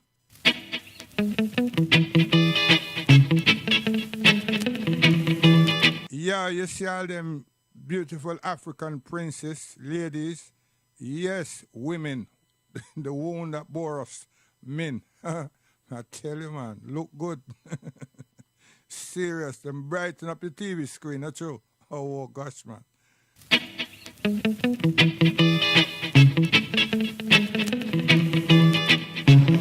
Glory! There have to be a things in time story. Yeah.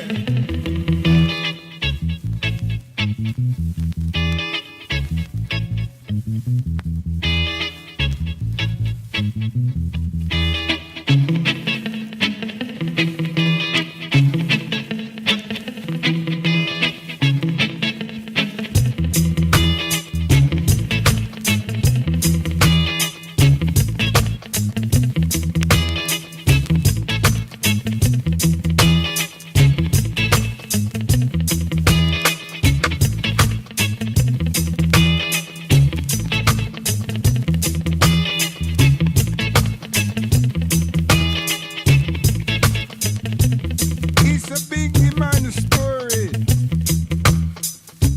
Mind yourself.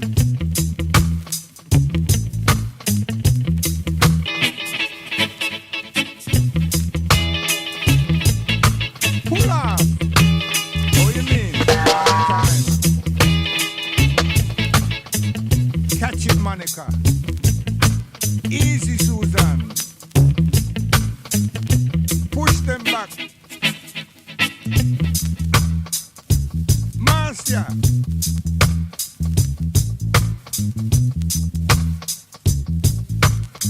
Yeah, yeah, books. Eh? Yeah, books. Yeah.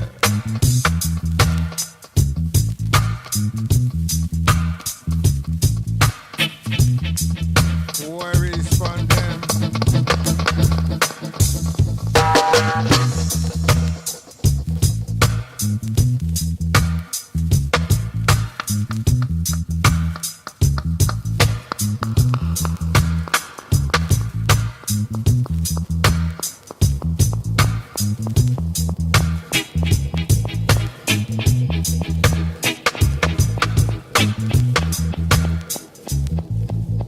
Man, they want a machine.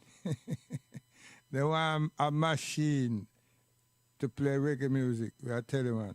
A machine, you know. Yeah? And I'm going with it too. A machine.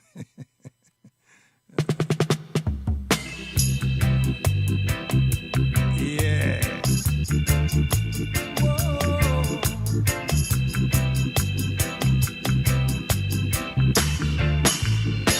Sing. If you want a loving arm, just call My baby. If you want a tender charm, just call Chant it, chant it. darling. Come now.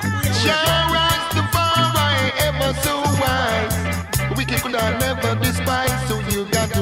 realize and never try to criticize. The Rasta got the anger. And who got the blade?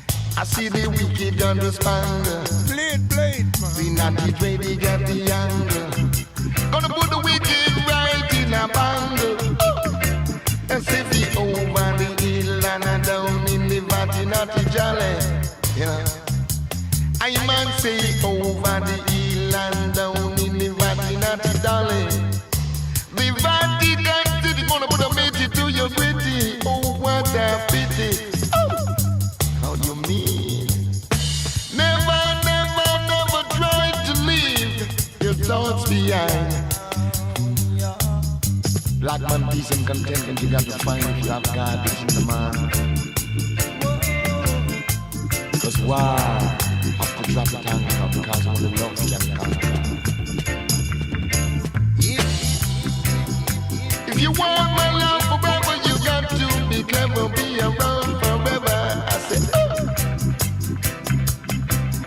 cause I'm all shook up, so I got the ego, and I trade, I'm the young. Yes, Mr. Dictionary. So early at the top now, we'll give you my imam, leader and teacher and guide was speaking on materialism and spirituality.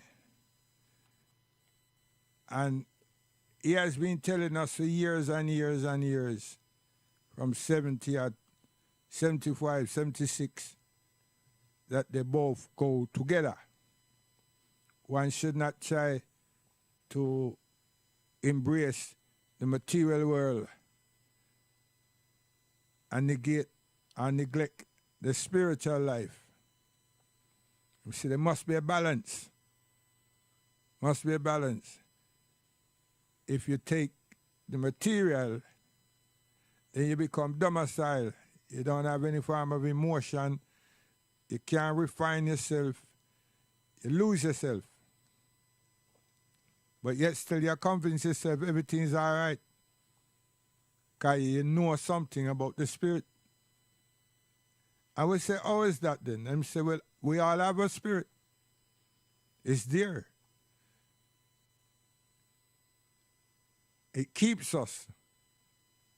But we have to learn about it within ourselves. And it will never forsake us. It's we who dismiss it. And that's a lot of thinking and thinking. You say, why is it that we lust or we push for the material things? Because we want luxuries, we want this, we want that. He said, there's nothing wrong with that. You understand? But you have to be cautious, you have to be patient, you have to have tolerance, and so on. But if you have the balance, you'll be so contented. And you will be very refined. People won't run from you. People will run towards you. You will not look menacing. And you will develop an institution called home that is loving and cherishing. You will have a woman that you love and she loves you. And you all will care for each other. But when you go the other way, you'll be lusting for women to like you, let alone thinking about anything called love. And then you get to a point where you feel, say, you have full control of the emotions of women, and then you go around abusing them. Mental abuse is just as bad as physical abuse, he said. Now even that we don't understand. But then when we get a demonstration of mental abuse,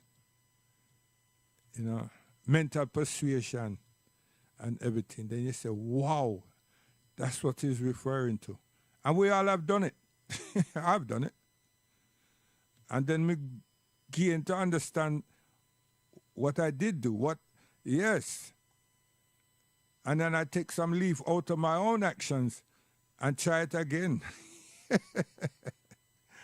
Yeah. And as time went by, I finish up crying. Oh, yes. Not the same time, but as time move on, finish up crying. Because it comes back and bite you. Yeah. You know? So you get to understand that emotion, yeah, we are emotional beings. Yep. And no matter how you try to hide that in public spaces or in front, it comes out. Yes. Our bodies rest, but our spirit recalls everything. Everything. And it makes you know that you've left it there dormant.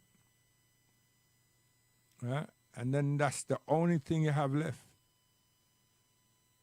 But you just don't know how to deal with it. You don't know how to deal with it because you've left it there for so many years. Because it's not going to go anywhere. It stays with us until we die. And then it testifies to the angels about us. Because even when we're Christian and we go lie, the Spirit just says, even though I behave like that, you're joking. Now, these are the things that the prophet told us, you see. These are the things. These are the secret mysteries of Al-Islam. Yes, I tell you. You understand? And this is before you're gone in the grave, you know. Oh, gosh, man. You see, so the Imam, I brought that to us, material and spiritual growth. And he's excellent. He has been excellent in those areas because of all things we need to develop. We needed to develop and we still do. You understand? So he brought us away from self-harm and depression and oppression, you know, and we have been grateful because and self-abuse and substance abuse, he brought us away from these things. He made us to understand what is to be a Muslim, what it is to be a Muslim. And what is easy for us to do as human beings without guidance. How we destroy ourselves, knowingly and unknowingly, intentionally and unintentionally. And that God has not forsaken us, but it's us who are not responding. And we should be grateful, learn to be grateful, and learn to seek forgiveness. And do not let abuse and violence, crime, and everything abase our character and our bodies, and learn how to be truthful and communicate truth with others, and then develop emotional skills so you can embrace love. Oh, yes. That man had so much tolerance and so much patience. And yet still, we don't know how long is time and what is time.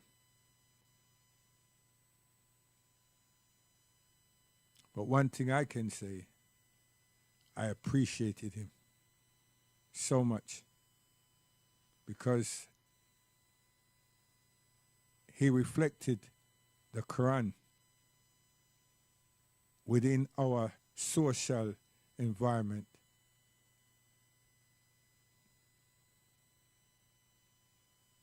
and try to lead us to human excellence just by quoting the Quran. Nothing to do with his mysticism, just by using the Quran and the life of the Prophet. And to know that he was a son, or is a son, of Elijah Muhammad of the Nation of Islam. Gosh, man. And to transform a people, oh gosh, man. Yeah. So people, remember, man is born from a woman. Yes, mankind, man is born from a woman. Human is born, human is born from a woman. So don't undervalue and mistreat and ill-treat and degrade. You understand? Yeah, you see it there? Women. Not just because you can put on 2 tunes and tell them this and put up some bright lights and all. This is not good. It's not good at all. And to change that now, to change that, where? How? They're not wearing anything. They're talking a lot of things. They transform themselves. Them feel say that their emotions and their desires, not emotion, should be public. They want to behave like dog, not realizing that the dog does seek privacy. Because the dogs, them don't have home, you know. They don't have house. But they just seek privacy. The dog in that space that we can look at. And now you have young men, young and women and girls want to do whatever like that, worse than that, in public space. So when we attack African culture and African roots and African morality and everything, it makes us look like we're wishing we want to live at Atlantis. You know, that place that the Europeans are always going on about and everything. So may Allah subhanahu wa ta'ala have mercy on all of us. You understand? So where I go away with Chesedek, man. Well, what them people that pay give me some money, you know, because I give Chesedek a lot of play. And YouTube now I do nothing about it. I'm feel good for it. Yes, my baby. Yeah. Okay. Guidance. You're going away from one after Chesedek.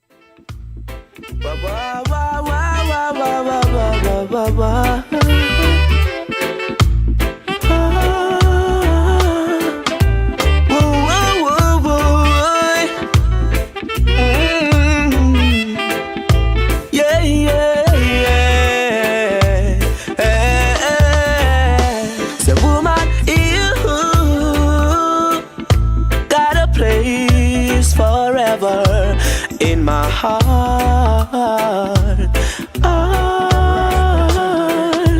woman, you got a place forever in my heart. So that's no reason to worry or wonder, 'cause every day this our love gets stronger. I really pray now my prayers you answer, and you're my sweet, sweet lover.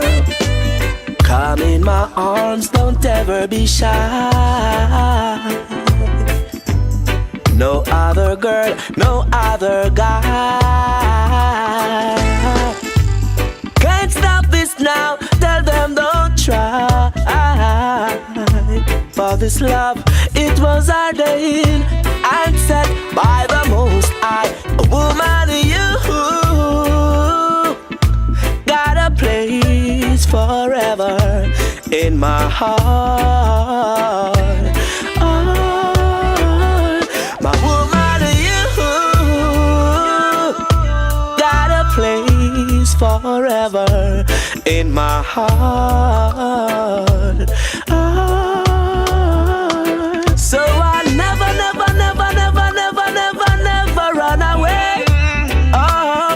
And you should never, never, never, never, never, never, never go astray. That's saying it will be tomorrow, just as it is today. Our love will bring no sorrow, just joy and happiness, with no illusion or fantasy.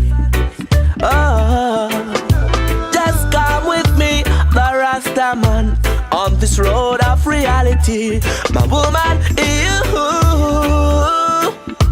got a place forever in my heart.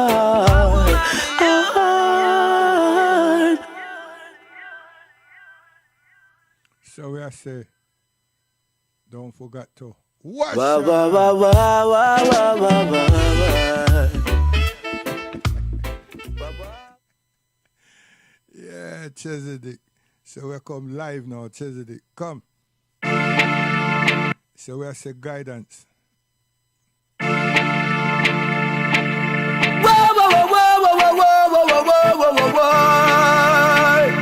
Freedom, freedom.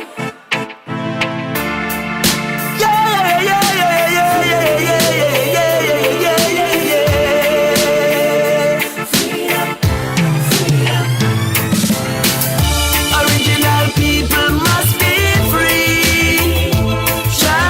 See, at that way I say, you understand? Original people. See? So,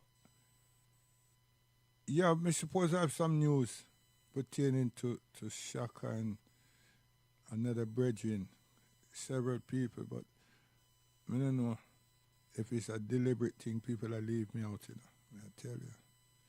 See? So, anyway, I will. Yo, what do you want to say? No, I put some aloe vera together. I try to clean up my stomach. Why may I tell you something, boy? The aloe vera, whoa, the aloe vera serious. Oh gosh, man. I don't know if this, hey, yo, I don't know if this one here come 2 days ago, you know. I tell you, man. So, I have to find some dates now and add to it because, wow, I tell you, man, oh gosh, man. And it's like half a pint. I want to drink that and go lie down, but yo, the taste is like, whoosh. So I need to get some dates now and add to that, you know. Oh gosh, man. Those leaves must have come in here 2 days ago. Yeah. They're absolutely raw. Oh gosh, man. So guidance are the things you want, you know, but boy, I don't want no honey or nothing like that. I need to have some dates or grapes, you know, grapes with seeds. That means I have to go shop, but I have dates at the house. So I don't know if like 6, 7, 8, 9 dates are gonna work. Oh gosh, man. Guidance, Wailing Souls, guidance.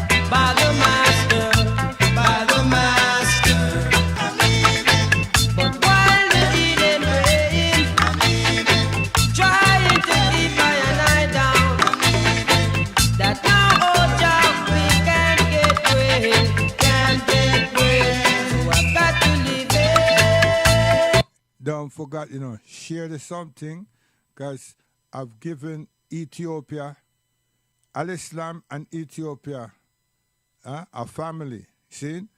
And I've given Ethiopia from the Quran several times. Now this evening now, I bring health, yes, and we bring females. You understand? Al-Islam, from the Quran, see? Now come with no six-headed beast. No. You understand? And people who have squabble over there and squabble over there, and then God say, him, want them people, him only want these people, and no, none of them something there. Okay? I can't stop saying it because I want you to just go and grab a Quran and read for yourself. See? And then if you make up your mind, live it. Yeah, it's a way of life. You understand? If you have drink, you understand? Stop drink, man. If you have smoke, stop smoke, man. You understand? And those people who smoke, 1 week no smoke, man. And just put the money that you will spend buying whatever you buy at the side. And then when the week come, when Sunday come, check that money there. And you say to yourself, rotted. Yeah? And don't kid yourself, Be honest and truthful to yourself. Whatever you feel say that you would have spent upon some drink, alcohol drink, me attack. Yeah? And some smoke. See? Just put it at the side. Every time you feel it, put it down. Take it out. Right? And don't kid yourself. Because you know, say you will spend all, 12 pounds something. Even 20 pounds, but you watch your football and get on like Englishman. Because you not go to the pub. You stay at the home and shout down upon the television. You understand? And then when your team lose started, you dash the remote somewhere. And then you have to go find it and fix it back and it may broke. You see? They have to find tape and fix it up. All that kind of foolishness. You see? But be honest and put that money. And then when the Sunday come now, if you started the Sunday until the next Sunday, see how much money that you would have had. Because you not burn that one out and you not drink that one out and feel mentally confused. You understand? And then get up and you wobble about the place. You understand? Right? And the other one, you mess up your lungs. See? You mess up your lungs. You see what I mean? Yeah, because a lot of people smoke a whole heap of damn cigarette. They mess up your lungs. You see? And give yourself all kind of problems. Yeah? Whether you say that you smoke all 100 a day, you save a lot of money. You see? But when them illness come, you understand? It comes. It may not just bust out like that, but it'll do its thing inside there, sir. And then you say, well, if I didn't know, and you do know, you're just not determined enough to take care of your temple. And then you want to say that you understand from the pastor that Jesus, whoever that is, tell you to take care of your temple. So when you take care of your temple, you think it's a brick wall, and your body, you make the people and trick you about the cross. The human being is a cross. You know, see, we have 2 legs, we have 2 arms, and then in the front, what we have, a straight erected body. You see it? Stretch the arms them out, you see, a cross. Make Rome come fool you, because Rome take man and abuse man. You understand? And stretch man out and say, yo, if you don't adhere to what we want, this is what we're going to do to you. You see? Okay. Rome, who's that? Mark Antony and all them man, you understand? And all them Caesars that them had, that them realized that Isa alayhi salam and his people who listened to him were not afraid of them anymore. You see? Them could have thrown all the people in the lions with the bears and the gladiators and everything. The people are not free anymore.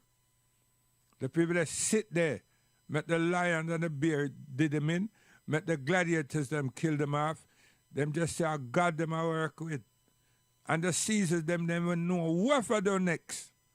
When I know the history, like when I never go to school. And then them hire this guy.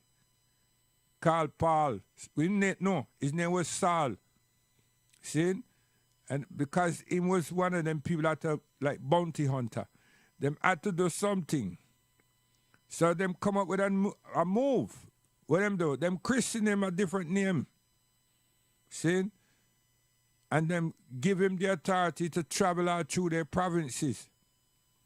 And them gone across, there's a preacher. Remember the movie, Buck and the Preacher, man? Him gone across the place, them preaching. Yeah? And then things now work. Because what them a try to do? Them a try find me. Them a try find Bartholomew. Them a try find James and these people.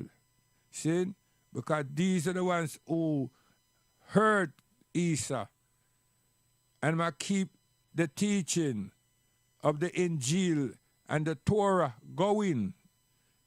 The commandments that Moses brought going. And Rome not like it. So they need to find these people, kill them off, or imprison them, or take whatever them have from them. So them hire him. And he was a persecutor in the first realm. That damn thing now work. So now them come with a new thing. Them christen him to be Paul. And then them come with a visionary piece of art. And that visionary was that Christ came to him. Now, a man who never met Christ, don't know nothing about no Christ and everything, he might tell people, say that, so the first thing that you will want to know is you are one of them who know. But you can't do that because if you do that now, he will get to arrest you. So that's how he got away with what he was doing. But let's go the other way now. You would have asked, what did he look like? Because when people tell another person you have a dream, they'll ask you, who was in the dream? But most of the time, people tell them said that them saw somebody that them never recognized. Or the vision that them had would not allow them to see them, see their face. You understand? So this man is saying that him saw Christ. Now, anything that I've read don't say that Christ, whatever he saw, introduced himself to him as Christ. I've not read that. I haven't read that.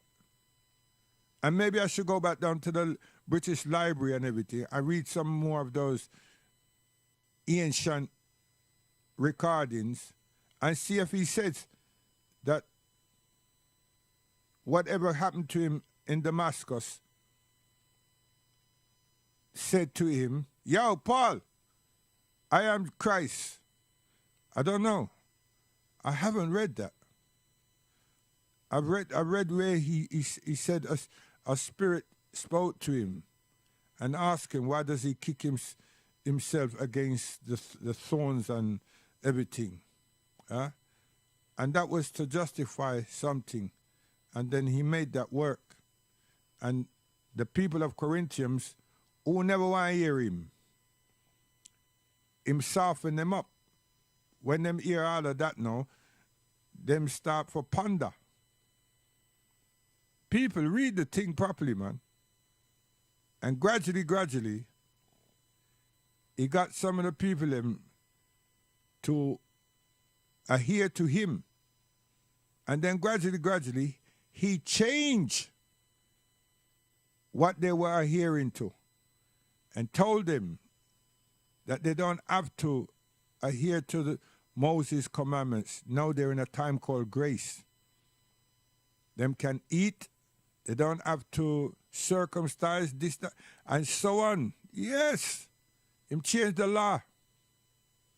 Gradually. So go back and read. Guidance.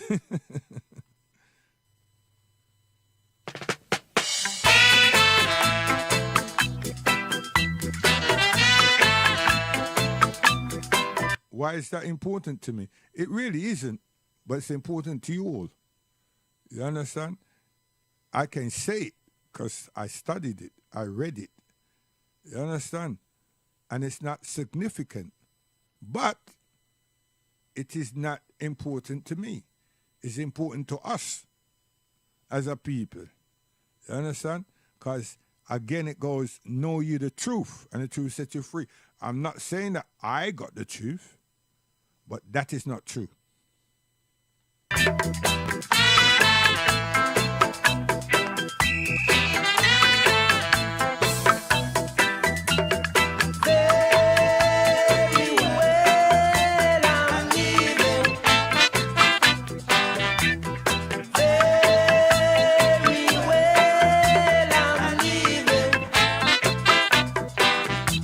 Wash your hands. There comes a time in life when every man got to find his own language. Cause this was written by the master, by the master. But while the healing rain, trying to keep my and I down, that now, oh Jah, we can't get away, can't get away. So I've got to live everywhere I'm living. Oh yeah, everywhere I'm living. Forward I go, homeward I bound, no more turning back, I say. I said I've got to leave this place. Oh yeah, every sound of the drum you hear, it's an African beat. Every sound of the drum you hear, it's an African beat.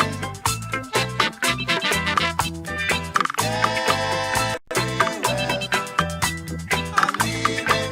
No more turning back, I say. I'm leaving. Oh yeah, forward I go, homeward I bound, no more turning back, forward I go. I said I've got to leave this place.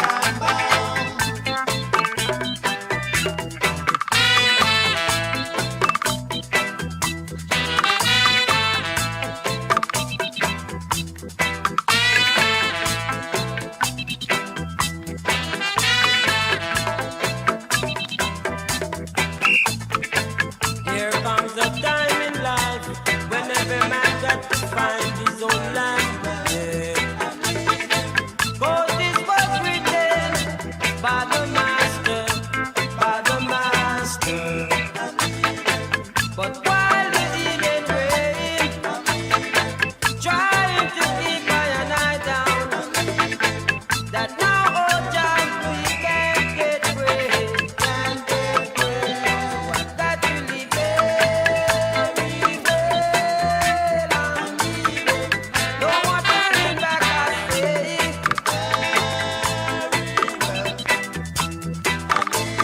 Oh yeah,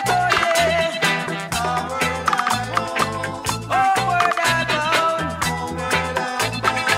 no more turning back, oh yeah. Yo, I get a text. Don't forget Sugar Minor, how you mean? Give thanks and praise to the Most High. Living in the eye. We're gonna give a thanks and praise unto Jah every day. Gonna give a thanks and praise. You love Him every day. And then you thank Him for the food you eat. He even guide you when you sleep. Many times stuff got poured from me. Oh, Jah searches for His lost sheep. He is my guiding light that shines right through the night. So let's exalt His name. I know it won't be in vain. Give a thanks and praise unto Jah every day. Gonna give a thanks. You're gonna give praise. You love Him all the way. I'm gonna tell you in the times of trouble, when Babylon make me a struggle, with fear in you. See, give thanks and praise. Don't forget, man.